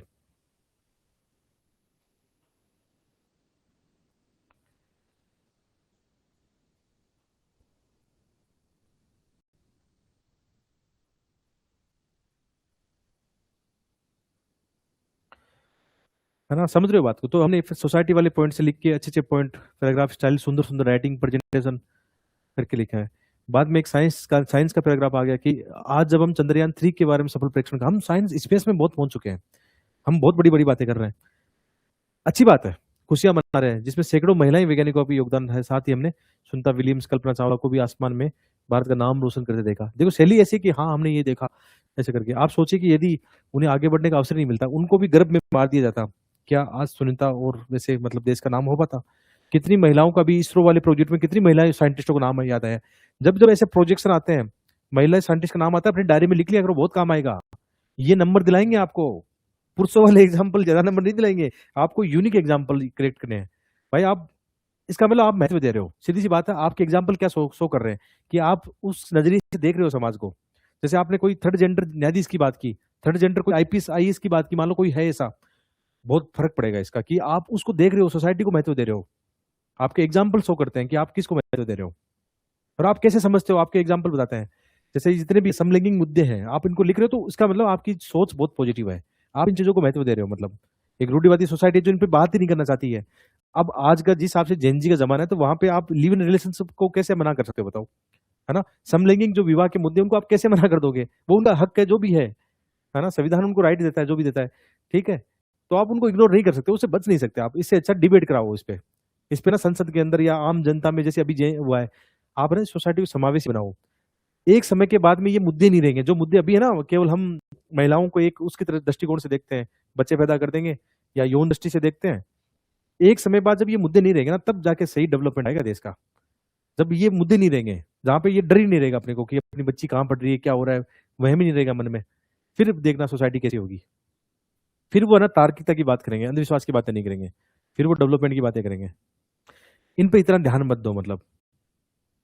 जबकि रूढ़िवादी सोसाइटी में बहुत ज्यादा समस्या होती है। इनके डेटा आते हैं ना, कई बार आप देखते हो पोर्न साइट के लिए डेटा आते हैं, ये ना सबसे ज्यादा बांग्लादेश, पाकिस्तान, भारत के डेटा आते हैं, क्योंकि आपकी सोसाइटी रूढ़िवादी, आप इन चीजों पे बात ही नहीं करते हो कभी, सेक्स एजुकेशन पे बात ही नहीं करते हैं, लिव इन रिलेशनशिप या मुद्दे, उनसे डरते हैं लोग या डरा देते हैं, या कानून बनाते तो अजीब टाइप के कानून बनाते हैं वो भी मतलब रिलीवेंस नहीं है ना उन कानूनों का। आप किसी की सोसाइटी को दबा के नहीं रह सकते हो। जब वहां की जनरेशन नहीं चाहती, जनरेशन आजादी चाहती है, मतलब आजाद वाली थिंकिंग चाहती है, तो उसको आप कैसे गैर तार्किक तरीके से रोक सकते हो। तो आपके ऐसे में ऐसे विचार आएंगे ना, जहाँ जहाँ पे आप रूढ़िवादिता को खराब, रूढ़िवादी का अगेंस्ट निकले हो, अच्छी बातें हैं, मतलब बेकार बातें नहीं है, उसमें डरने की जरूरत नहीं है आपको। एग्जामिनर आपकी उस बात को अप्रिशिएट करेगा, देखना कि आप नहीं करोगे तो कौन करेगा यार। आप सबसे पढ़ी लिखी कम्युनिटी मानी जाती है यूपीसी एस्पिरेंट की, वो ही दब के अपनी आवाज दबा रहा है, वही नहीं लिख पा रहा है, तो फिर क्या उम्मीद करेंगे किसी से। आपसे उम्मीद बहुत ज्यादा की जाती है, आपका भविष्य, क्योंकि जो जेनजी है ना, इस जेनजी को, ये आपके साथ पैरेलल चलेगी नौकरशाही के साथ में। जैसे आप कल को आईएएस आईपीएस बनते हो, तो ये जनरेशन आपके साथ चल रही है, इसका मतलब इसकी अपेक्षा आपसे बहुत ज्यादा होगी, ये बर्दाश्त नहीं करेगा, बहुत ज्यादा अपेक्षा है इनकी। वो बिल्कुल भी अपने संवैधानिक राइट का वायोलेशन नहीं चाहेगा, वो उसको लेके रहेगा, कैसे भी लेके रहे वो ले लेगा यार, किसी को नहीं छोड़ा उन्होंने मतलब अपने अधिकारों के लिए वो लड़ रहा है। तो ये तो मतलब आप लोग सोच लेना आपके लिए कितना चैलेंज है। अभी रिसेंटली मतलब बहुत सारे अपने दोस्त आईएएस आईपीएस है वो कहने लगे हैं बात कि अब ना वो नहीं चलेगा। जो पहला चलता था ना कि तानाशाही चलती थी, सिविल सेवकों की ये चल रहा था, वो था एक राजशाही समझ सकते, राजा बनेंगे है ना, राजा बन के देश में राज करेंगे। अब नहीं चलेगा, अब लोक सेवक है, अब वास्तव में जनता के सेवक है नहीं तो नहीं चल पाओगे, मुश्किल हो जाएगा काम। ये बात है। चलिए, तो अलग अलग कैसे अपन शब्दों को पिरोते हैं, कैसे आगे बढ़ते हैं, लिखते चले जाते हैं, फिर किसी रिपोर्ट का एग्जांपल देंगे जहाँ पे जैसे जेंडर गैप का रिपोर्ट का एग्जांपल दी, कैसे डेटा को प्रेजेंट करते हैं और इनको अंडरलाइन, केवल अंडरलाइन इसको नहीं, इसको भी अंडरलाइन करो, बढ़िया से अंडरलाइन करो कि भारत की ये रैंक है ना, ये दिखाया हमने। हर एक मतलब निबंध के हिसाब से आपके वो आते चला जाएगा, फिर अलग अलग बातें करते करते आप आगे बढ़ते चले जाओगे, अलग अलग डेटा आते चले जाएंगे। और पैराग्राफ देखो कभी तोड़ा नहीं है, पैराग्राफ अलाइनमेंट ना कभी बिगड़ा नहीं, एटलीस्ट कम से कम ये काम तो कर लेना कि साफ सुथरा प्रेजेंट तो कर लेना, इतना काम तो कर ही लेना, मतलब प्रेजेंटेशन तो बेस्ट कर लेना मतलब। और ना निबंध के लिए मैं आपसे एक रिक्वेस्ट करूंगा कि इनका ना गूगल का चैट जीपीटी का यूज मत करना यार इसमें। निबंध होता है नवाचार, आपकी रचनात्मक शैली होती है, उसको खत्म मत करो ना। बाद में चाहे आप इसका मॉडल आंसर क्रिएट करने के लिए कर लेना, लेकिन उससे फर्क नहीं पड़ता। निबंध का पेपर ऐसा होता है जिसमें मॉडल आंसर की तुलना में आपकी तार्किक शैली चाहिए, हमें आपकी वैचारिक क्षमता चाहिए, है ना। मॉडल आंसर बाद में कर लेना जब करना हो, लेकिन पहले लिखो बिना देखे, अपने दिल और दिमाग को लगाओ तो सही यहाँ पे। इसमें चैट जीपीटी मत करना यूज, है ना। पहले लिखो, समझो, पढ़ो, उसके बाद में आपको यदि उसका कोई मॉडल आंसर करना है, कोई फैक्ट निकालने, तो वो अलग बात है। मुझे ऐसा लगता है कि chat GPT rather than chat GPT से अपन जो कंटेंट जनरेट करते हैं, सतत रूप से जो हम न्यूज़पेपर और किताबों से जो कंटेंट निकालते हैं ना, वो रचनात्मक होता है, उसमें एक वो गहराई होती है, तार्किकता होती है। इस वाले में क्या होता है, उथलापन होता है, ऊपर ऊपर से सही है, ऊपर ऊपर से देखने में सही लगता है, लेकिन गहराई नहीं होती उसमें। वैलिडेशन के लिए यूज करना मैं मना नहीं करूंगा, साइंस भी आज टेक्नोलॉजी यूज तो करना है, ये नो डाउट, बच नहीं सकते हम टेक्नोलॉजी से, यूज करना है, बट कैसे यूज करना है वो आपको थोड़ा सा देखना पड़ेगा। अपनी सोच को खत्म करके तो यूज मत करना, अपनी तार्किक सोच को खत्म मत कर लेना इसके चक्कर में। यानी कहने का मतलब सोचने का ठेका मत दो उनको, ना तो मुझे दो ना चैट जीपीटी दो, अपनी सोच तो खुद दो, नहीं तो पार नहीं कर पाओगे, प्री पार नहीं कर पाओगे, याद रखना। जिस हिसाब से यूपीसी के पेपर है, प्री में लटका देगा वो आपको। यहाँ से निकल गया चलो, दो दो फैक्ट अच्छे सही हो गए, कुछ तुक्का लग गया तो प्री तो निकाल ली, चलो आपने, मेंस में फंस जाओगे, कहाँ जाओगे। रियल एग्जाम में इतना सोचना पड़ता है, और वो भी फास्ट सोचना पड़ता है, फास्ट लिखना पड़ता है, वहां से पार नहीं कर, चलो वहां से भी पार लगा ली इंटरव्यू में फंस जाओगे, चलो इंटरव्यू से पार लगा ली, रैंक नीचे आ जाएगी तो मतलब बहुत ज्यादा समस्या है उसमें। रचनात्मक शैली है थोड़ी, निबंध एक रचनात्मक शैली है।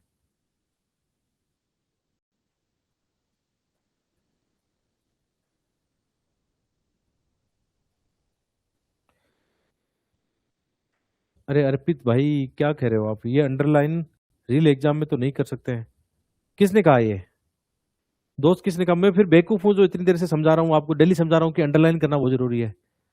ये बात किसने कही आपको कि रियल एग्जाम में अंडरलाइन नहीं कर सकते। दोस्त कैसी बात कर रहे हैं आप, कर सकते हैं तभी तो बता रहा हूँ, नहीं तो क्यों बताते। जो रियल एग्जाम में नहीं कर सकते फिर हम यहाँ करा क्यों रहे हैं, ये बताओ पहले तो। अनरियलिस्टिक आंसर हम कैसे कर सकते हैं, मतलब हम रियल एग्जाम की तैयारी कर रहे हैं, ये भी रियल एग्जाम ही है, हम हर दिन रियल एग्जाम की तैयारी कर रहे हैं। अब टीचर क्या बोल रहे थे समझ में नहीं आता, टीचर तो आपको निबंध भी पढ़ा देंगे कैसे ही।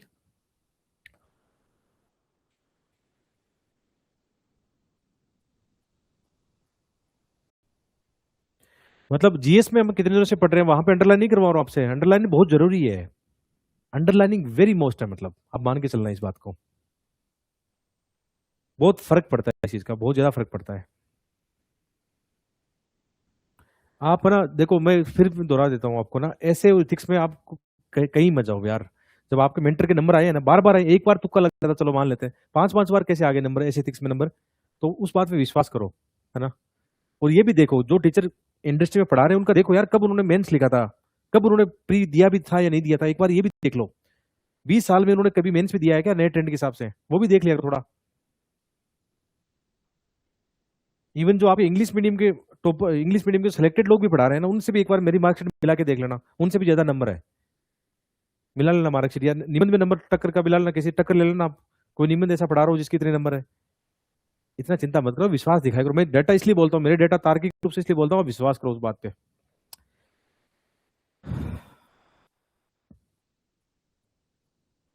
नंबर कट जाएंगे, कैसे कट जाएंगे नंबर? ऐसे कैसे कट जाएंगे?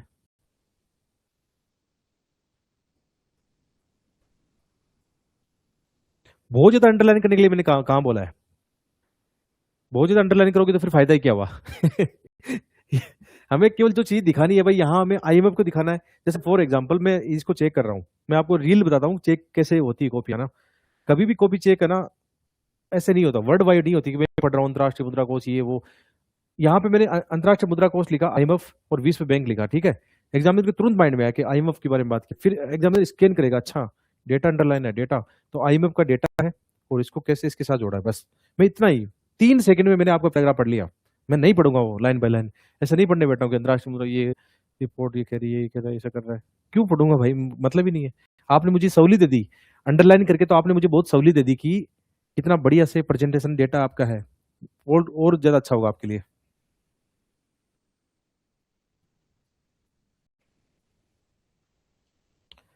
चलो ठीक है, आप ट्रस्ट कर सकते हो, जो चीज मैं बता रहा हूँ वो सही है, उसमें कोई बुराई नहीं है। इसको चैलेंज कर सकते हैं अपन, इस चीज को अपन चैलेंज कर सकते हैं, कोई दिक्कत नहीं। अंडरलाइनिंग फायदे, ये तो बेसिक सेंस होता है कि अपन कॉलेज की लाइफ में नहीं कर देते ऐसा, स्कूल लाइफ में नहीं किया हमने। स्कूल में हम 10वीं 12वीं के अंदर ये सब करके आए हैं, ये तो नॉर्मल चीजें हैं। मुझे तो कभी लगता है कि है ना, जो हमने 10वीं 12वीं में जो आंसर राइटिंग की थी उससे कोई बहुत बड़ी तोप नहीं है यूपीएससी वाली। बस इसका तरीका थोड़ा अलग है कि यहाँ तार्किक, डाइवर्सिटी, डायमेंशन, ये सब है। स्कूल में भी हमने ऐसा ही किया है, जो ज्योग्राफी हिस्ट्री जब पढ़ते थे सेम तरीके से हमने वही हेडिंग सब हेडिंग बना के सब किया है।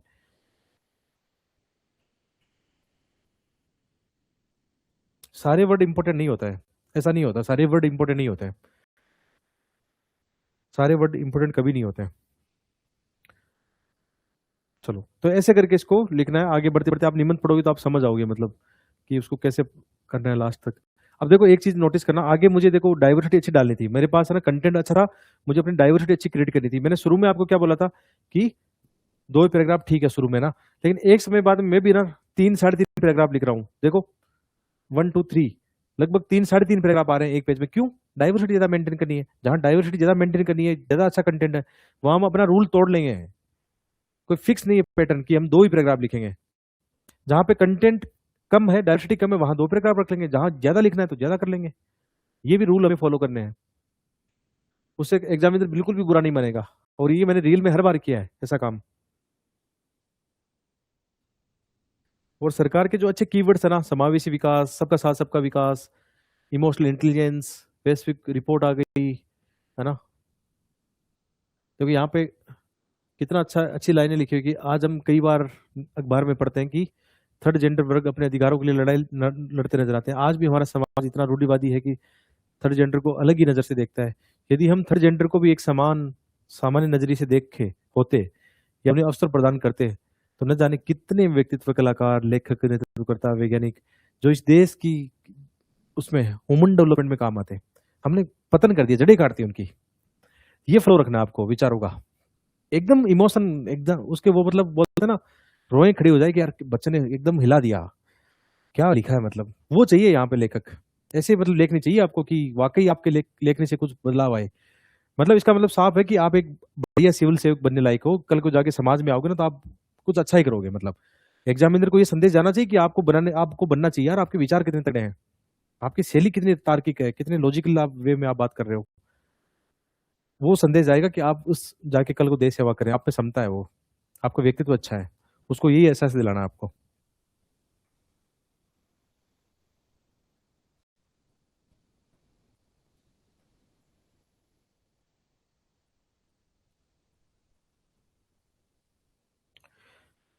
ठीक है, वे देखना इस बात को, प्रेजेंटेशन का वे। और मैंने पहले कहा कि जहां आपको लगी डाइवर्सिटी, हमें बहुत ज्यादा डाइवर्सिटी रखनी है, जैसे 3 डायमेंशन है, 8 8 पॉइंट रखने हैं, तो फिर वहां पे हम पैराग्राफ अपने छोटे कर लेंगे। ठीक है, नहीं तो बड़े पैराग्राफ रख लेना, कोई बात नहीं। अब देखो यहाँ पे हम अब क्या कर रहे हैं, अब अपना यहाँ तक हो गया, एंड हो गया बॉडी पार्ट। बॉडी पार्ट में 2 3 डायमेंशन इसमें मिलेगी, positive, negative, way for type का ना। लास्ट में अब बना देखो 3 पैराग्राफ निष्कर्ष वाले की। शुरू में हमने दादी, बहू और पोती की कहानी का जिक्र किया था, उसमें फिल्म के अंत में दादी, बहू और पोती अपने अपने सपनों को पूरा करने के लिए अब आजाद है। लेकिन ये सिर्फ फिल्मों में नहीं, धरातल पे भी संभव होगा जब आप और हम मिलकर अपने आप अपने आप और अपने परिवार से ही शुरुआत करेंगे। लैंगिक संवेदनशील मुद्दों को समझें और उन पर बात करेंगे या उनके खिलाफ आवाज उठाएंगे, है ना, इनजस्टिस के खिलाफ आवाज उठाएंगे, तब जाके बदलाव आएगा। ऐसे फिल्म से, मूवी से वो तो हमें प्रेरणा दे रही है ना। इस प्रकार कहा जा सकता है कि अब समय आ चुका है कि लैंगिक आधारित भेदभाव को कम किया जाए, लेकिन इसमें सभी हितधारकों, अब देखो इसमें परिवार, समाज, ये सब मिलके ही करेंगे। स्टेक होल्डर अप्रोच आ गई।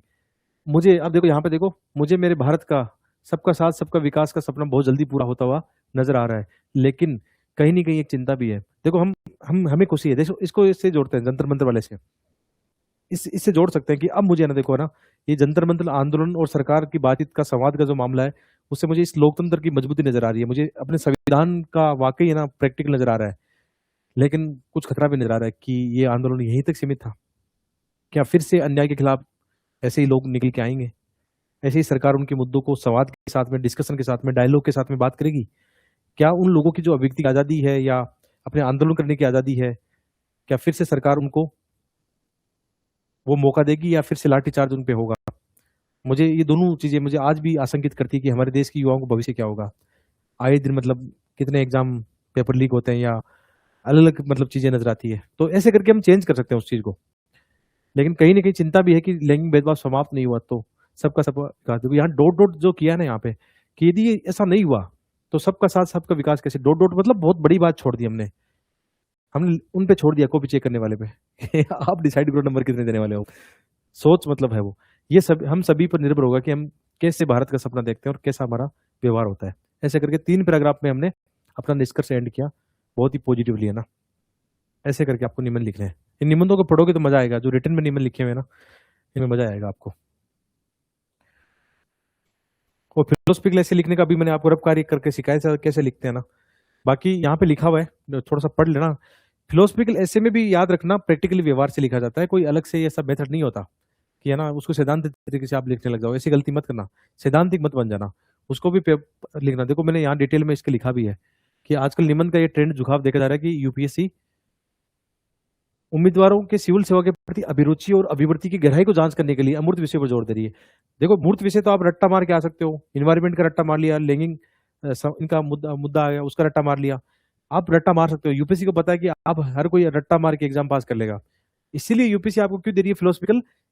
जैसे मैंने आपसे अभी बोला था, चैलेंज किया था कि आप मुझे कोई टाइटल दो, मैं उसको अपने हिसाब से लिख दूंगा। इसका मतलब आप मेरा टेस्ट ले रहे थे कि सर को एक बार चेक करते हैं, इसको इनको देख के देखते हैं, फिलोसफिकल देखते हैं कि ऐसे बेवकूफ बनाते हैं, पढ़ाते हैं या पहले से तैयार करके आते हैं। तो आपने जैसे मेरा टेस्ट लिया ना रेंडमली, यूपीसी भी आपका रेंडमली टेस्ट लेगा कि यूपीसी भी जानना चाहता है कि आप रट्टू तोते हो या एक सिविल सेवक बनने की आप में दम है, हिम्मत है, जज्बा है, आपके विचार है। तो याद रखना, इसीलिए मैंने आपको बोला था कि फिलोसफिकल से हमेशा रैंडम आएगा, पता नहीं उसका कुछ नहीं कर सकते अपन। हाँ कंटेंट वो सेम ही है, कंटेंट को अपन अकॉर्डिंग यूज कर लेंगे। तो ये लाइन जो लिखी है ना, ये लाइन बहुत बड़ी बात है। ये आपकी ना, आपकी अभिरुचि मतलब आप में क्या स्किल्स हैं, अभिवृत्ति मतलब आपकी कितनी सोच की गहराई है, वो जानना चाहता है। वो रट्टे वाले पेपर से नहीं आएगा। वो प्री पेपर में यही चेक हुआ था। प्री पेपर का ट्रेंड क्यों बदला उन्होंने, उनको पता था जो रटने वाले हैं या एक फिक्स पैटर्न पे चल रहे हैं या कुछ ट्रिक्स फिक्स लगा रहे हैं, वो इस पेपर को देखते हालत खराब हो जाएगी। और जिनकी गहराई है, जो जो संतुलित व्यवहार वाले हैं, वो ना बैलेंस रखेंगे, उनको पता है इतना टफ पेपर है तो कट ऑफ ज्यादा नहीं जाएगी, वो अपने उस हिसाब से अपना माइंड यूज करेंगे। ठीक है, तो दार्शनिक और काल्पनिक निबंध भी उसी तरह लिखा जाता है जिस तरीके से हम सामान्य निबंध लिखते हैं। अलग से कोई इसका रणनीति की आवश्यकता नहीं होती है। जहां तक हो सके निबंध को व्यवहारिक दृष्टिकोण से लिखना चाहिए। इसमें भी निबंध के विभिन्न पक्षों पर बात करते हुए बहुआयामी दृष्टिकोण अपनाना चाहिए। साथ ही वर्तमान समकालीन उदाहरण जैसे डेटा, एग्जाम्पल, रिपोर्ट आदि को पैराग्राफ के साथ जोड़ना चाहिए। दार्शनिक निबंध में मुख्यतः परीक्षक विद्यार्थी की मानसिक क्षमता और विचारों की गहराई को जानना चाहता है, जहां विद्यार्थी खुलकर अपने सपनों की उड़ान को कागज पर उतारे, जिससे विद्यार्थी के विचार और सोच की गहराई का पता लगाया जा सके। दार्शनिक निबंध का प्रारूप वही रहेगा जिसकी चर्चा पहले निबंध की रणनीति में कर चुके हैं। इसमें भी प्रस्तावना, मुख्य भाग, निष्कर्ष को पैराग्राफ में लिखना है ताकि विभिन्न पैराग्राफ में विविधता दिखे। दार्शनिक निबंध में विद्यार्थी ये ध्यान अवश्य रखे कि निबंध को सैद्धांतिक पक्षों से ज्यादा नहीं लिखना है, बल्कि मानव के व्यवहारिक पक्षों को जोड़ना है। इसमें भी विद्यार्थी अपना वैकल्पिक विषय, फिलोसफी, पॉलिटिकल साइंस आदि का प्रयोग ना करें। ये जो मैंने लिखा ना, अपने अनुभव से लिखा है, जो मैंने इसको जाना ना, उसके हिसाब से मैंने ये लाइनें लिखी है। कहीं से इसे चुराई नहीं है कि चुरा के इसमें किताब में लिख दिया कंटेंट। ठीक है, दार्शनिक निबंध भी आपको एक दिया गया है, जैसे ये निबंध है, छप्पर छप्पर मरम्मत करने का समय तभी होता है जब धूप खिली हो। अब देखो कैसे निबंध को, टाइटल को तोड़ते हैं। जैसे ये है कि यहाँ छप्पर की बात करें, छप्पर छप्पर एक है मरम्मत करने का समय, इसको मरम्मत करना साथ रख लो, समय बहुत इंपॉर्टेंट है, तभी होता है जब धूप खिली हो, धूप खिली हुई हो ना। ये कीवर्ड्स है यहाँ पे ना। तो ये क्या दिखाता है कि छप्पर मरम्मत करने का समय है तभी जब धूप खिली हो। अब मुझे आपके लिए बात याद आ रही है कि ना, आप 2027 की प्री में बैठोगे, मेंस की 1 साल बाद में मेंस लिखोगे। जैसे अगस्त आने वाला है तो अगस्त में आपका मेंस होगा, 1 साल बाद में, 12 महीने बाद में, 12-13 महीने बाद मेंस लिखोगे। तो वो मेंस लिखोगे तो उसकी आंसर राइटिंग प्रैक्टिस उस समय करोगे जब मेंस होगा, वहां जाके करोगे। रियल एग्जाम में निबंध लिखा जाके लिखोगे, या अभी वक्त है, आज आज वो वक्त है उसको तैयार करने का। आपका जो निबंध रूपी छप्पर है उसको मरम्मत करने का वक्त आज है, ना कि उस दिन रियल एग्जाम में जाके पहली बार निबंध लिखोगे। तो आपकी छप्पर की मरम्मत नहीं होगी। वर्षा होगी, बाढ़ आएगा तो आपका घर डूब जाएगा। कहने का मतलब ये हमें समय की वो बता रहा है कि काल करे सो आज करे सो अभी, उसकी वो बता रहा है, महत्व बता रहा है, उसका समय का महत्व बता रहा है, समय परिस्थिति का उसका महत्व बता रहा है। तो बस हो गया काम, टाइटल को समझा, अब लिखेंगे भाई छप्पर मरम्मत करने का समय। अब इसको सामाजिक रूप से भी लेके आएंगे। सामाजिक रूप से कैसे लेके आएंगे कि हम अभी लैंगिक मुद्दों पे बात कर चुके हैं, आज भी हम कितने रूढ़िवादी हैं, आज भी महिलाओं को अधिकार नहीं दे रहे, थर्ड जेंडर को इग्नोर कर रहे हैं, आज भी जो ये मुद्दे हैं, लिव इन रिलेशनशिप, जितने भी सामाजिक मुद्दे हैं उनको इग्नोर कर रहे हैं हम। आज तो समय था छप्पर मरम्मत करने का। आज हम नहीं करेंगे तो अगले 50 साल भी क्या हम ये रूढ़िवादी चीजों की बातें करते रहेंगे। आज डेवलपमेंट होना चाहिए था, आज उसकी नींव बननी चाहिए थी, है ना। सामाजिक हो गया, आर्थिक रूप से एक तरफ हम देश की जीडीपी में बहुत आगे जा रहे हैं, दूसरी तरफ एसडीआई में हमारा वीक है डेटा, है ना। ह्यूमन डेवलपमेंट में वीक है हम लोग। तो उसको कब भरेंगे, कब हम शिक्षा स्वास्थ्य की बात करेंगे, कब देश की जीडीपी का 4-5% हम शिक्षा स्वास्थ्य पे लगाएंगे। आज है वो वक्त है। आज भी हमने गंवा दिया ना तो अगले 50 साल कहाँ हम विकसित भारत का सपना देख पाएंगे। इम्पॉसिबल होगा उसके लिए। बिना सभी समूह को साथ लेके, सभी वर्गों को साथ लेके आप ना आगे नहीं बढ़ सकते हो। केवल जीडीपी में आप दिखा सकते हो कि हम 15% की ग्रोथ कर रहे हैं, ये कर रहे हैं, इतना ट्रिलियन इकोनॉमी बन चुके हैं, लेकिन वो देश समावेशी नहीं होगा। फिर परेशानी होगी आपको, जब भी आपदा आएगी लोग भूखे मरेंगे। स्वास्थ्य जब कोई संकट, कोविड जैसी महामारी आएगी तो लोग मारे जाएंगे, आपके पास टिक्के नहीं होंगे, स्वास्थ्य इंफ्रास्ट्रक्चर आपके पास नहीं होगा। ऐसे इसको देखो कितना प्रैक्टिकली हम बना रहे हैं। तो इस छप्पर को मरम्मत हमें आज करना होगा। सामाजिक छप्पर को, इन्वायरमेंट वाले छप्पर को, आर्थिक छप्पर को, विज्ञान वाले छप्पर को, राजनीति वाले छप्पर को, डाइवर्सिटी मरम्मत करना होगा। दूसरी तरफ दूसरा पहलू दिखाना कि कुछ तो छप्पर मरम्मत करने की दिशाएं पहले ही शुरू हो चुकी है। एक विद्यार्थी 2 साल बाद में एग्जाम देगा, लेकिन वो आज ही आंसर राइटिंग करने लगा है, वो अपने छप्पर को मरम्मत कर रहा है। और उसकी छप्पर इतनी मजबूत होगी, नींव इतनी मजबूत होगी, जब वो वास्तव में मेंस के एग्जाम बैठेगा, इंटरव्यू तक जाएगा, वो उसी साल अपना फाइनली सिलेक्ट होकर जाएगा, क्योंकि उसने अपनी छप्पर की मरम्मत 2 साल पहले कर ली थी एक अच्छे मेंटर के साथ में। ठीक है, तो आपका छप्पर मरम्मत हो चुका है, आप वास्तव में कर चुके होंगे दिसंबर तक पूरा। तो इसको अलग अलग लेके आओ, फिर ना इकोनॉमी में बताओ सरकार कैसे काम कर रही है, रोजगारों को लेकर, गरीबी को लेकर, स्वास्थ्य में सरकार कैसे काम कर रही है, शिक्षा में कैसे, पॉजिटिव ऐसे करके फिर कुछ समाधान बताने हैं प्रैक्टिकली। देखो फिलोसफिक लेसे था, उसको हमने पूरी बात की प्रैक्टिकली। जितना व्यवहारिक रहोगे, जितना डाउन टू अर्थ रहोगे, उतना ही नंबर लेके जाओगे।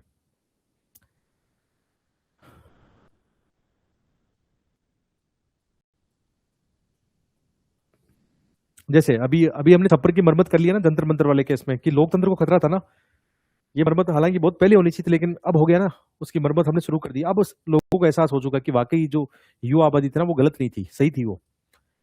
अब धीरे धीरे छप्पर की मरम्मत शुरू हो जाएगी, ताकि अब वो विकसित भारत का सपना हमें पॉजिटिव नजर आने लग जाएगा, यदि इसमें सरकार भी थोड़ा सा और अप्रिशिएट करें चीजों को हर एक दृष्टिकोण से, और सारे करंट अफेयर का एग्जाम्पल कर वो यूज करना। तो इसमें आप देखो कि शुरुआत किससे किया है, वो अपने दो है, काल करे सो आज करे सो अब कर, फिट बैठ रहा था इसमें, जहां फिट बैठ रहा तो चिपका दिया, 2 लाइन लिख दिया बढ़िया से, इसको अंडरलाइन करो, इसको भी अंडरलाइन करो बढ़िया से।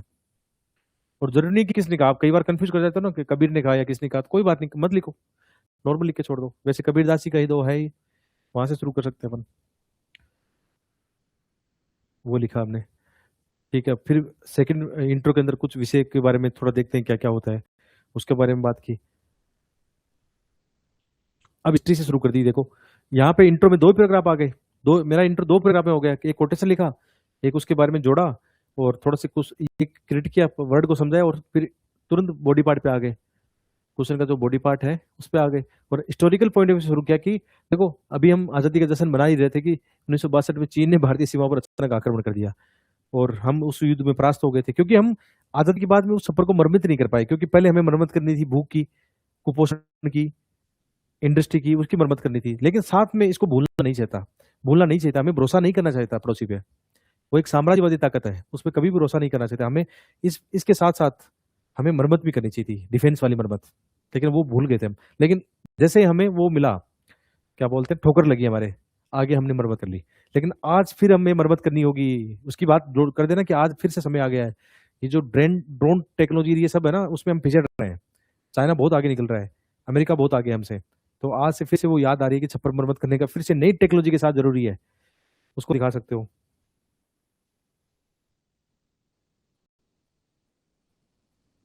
ठीक है, तो उसको बता सकते हो। वैसे हम सामाजिक रूप से हम जेंडर गैप रिपोर्ट देके बोलेंगे कि क्या क्या हालात है हमारे, है ना। बाद में जलवायु परिवर्तन का भी लिखेंगे, उसमें भी छप्पर मरम्मत करनी है, नहीं तो बहुत सारी आपदाएं आ रही है अब साथ में। जैसे अब हमें पता है कि एक साल पहले ही है ना, अपना आईएमडी जो मौसम विभाग है वो बोलना शुरू कर दिया था उसने कि अगली साल अल नीनो का प्रभाव है, बहुत भयंकर प्रभाव है ना। तो भारत सरकार उसको लेकर तैयार हो गई थी कि कैसे खाद्य सुरक्षा करनी है, किसानों की मदद करनी है, इंश्योरेंस की, फसलों का इंश्योरेंस देना है किसानों को, हम सिंचाई को लेकर बात करनी है, बूंद बूंद सिंचाई को प्रमोट करना है। तो हम एक साल पहले छप्पर मरम्मत करने लगे थे, क्योंकि टेक्नोलॉजी ने हमें बोल दिया था कि अगले साल ये होने वाला है। तो ये कैसे प्रैक्टिकली आप डालोगे उसके अंदर, है ना, वो यूज करना है। तो आप समझ गए ना बात को कि कैसे हमें प्रैक्टिकली लिखना है, हर चीज के अंदर प्रैक्टिकल डालना चाहिए। इस बात को लेकर घबराना मत कि क्वेश्चन फिलोसफिकल है, कोटेशन है, उसके सबसे पहले उसके वर्ड समझ लेना, और वो उस वर्ड को व्यवहारिक रूप से उसको डाइवर्सिटी के साथ लिखने की कोशिश करनी है। और साथ में काम कर लो, जो आपको होमवर्क दिया गया था, वीडियो देखने के लिए बोला गया था आपको, है ना, वीडियो देख लो। पिछले 3-4 दिन से मैं बोल रहा हूँ, अब तक तो खत्म ही हो चुके होते, या आप लोगों ने, बहुत लोगों ने खत्म कर लिए होंगे। आपके पास ये बेस्ट किताब है, और इस किताब के पीछे कुछ फिलोसफिकल ऐसे है ना, वो भी पढ़ लेना, कुछ फिलोसफिकल ऐसे पढ़ लेना। बाकी कल टेस्ट लगना ही है आपका। ठीक है, 1.25 घंटे हो गए एकदम, मेरा तो सर फटने लगा। आप पढ़ लो कुछ इस, वो तो हम अभी तो सेशन है अपनी 8, अभी डिस्कशन बहुत होगा। अपन जो ऐसे 8 टेस्ट लेंगे आपके, तो 8 ऐसे डिस्कशन होंगे यहाँ पे, उसमें भी आप लोगों के डाउट होंगे तो डाउट लेंगे, ठीक है, कर लेंगे उनको। तो टेस्ट लगाना और ईमानदारी से लगाना। चलो ठीक है, फिर आज के लिए काफी है ना।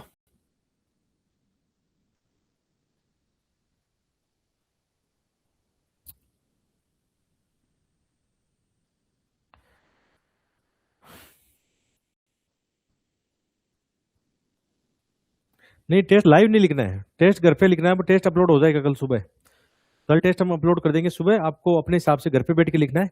डिस्कशन हम लाइव करेंगे बाद में टेस्ट का। जो टाइम टेबल दिया है उसमें साफ लिखा हुआ है, मैं हर चीज पहले सब कुछ लिख देता हूँ कि आपको बोलने का मौका नहीं देता हूँ मैं। तो उसमें क्या लिखा हुआ था, उसमें एट होम लिखा हुआ है 3 ओवर का, आपके शेड्यूल में देखो, वो डिस्कशन बाद में लिखा हुआ है।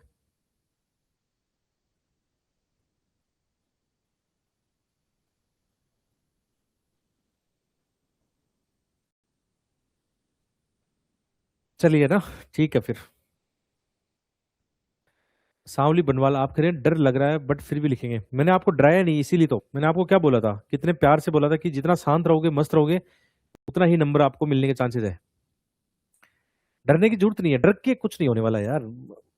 निबंध वही अच्छा होगा जिसमें आप एकदम दिल से, डर के आपको मैं बोलूं कि पोएम लिखो, डर के बोलूंगा आप रचनात्मक चीज लिखो, आप लिख पाओगे? नहीं लिख पाओगे। एकदम प्यार प्यार से लिखना, मस्ती से। बैकलॉग कैसे कंप्लीट करें, शुभम पाल आप कह रहे हैं, हाँ ठीक है। तो बैकलॉग तो यार अपना टाइम टेबल बनाओ रिकॉर्ड क्लास के साथ में, ये ऐसे वाला तो लाइव चलने दो। एक बच्चा और तो उसका भी बैकलॉग बहुत था, और बाकी को अपने टाइम टेबल के हिसाब से पढ़ो आप। मतलब रिकॉर्ड क्लास के साथ आप दिन में 2-4 घंटे निकाल के अपने बैकलॉग का कवर करो, और क्या, वो बेस्ट है। अंजलि बिल्कुल सही कहा कि निबंध में अपनी उड़ान, कल्पना की उड़ान, पंछी की तरह आसमान में उड़ो, निबंध में नदी की तरह बहना सीखो, हवा की तरह उड़ना सीखो, है ना, निबंध में ये होता है।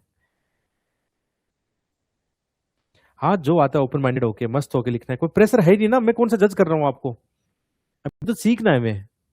और डर के मारे हम सीख नहीं पाएंगे कभी भी, वो फोबिया हो जाएगा फालतू में खामखा।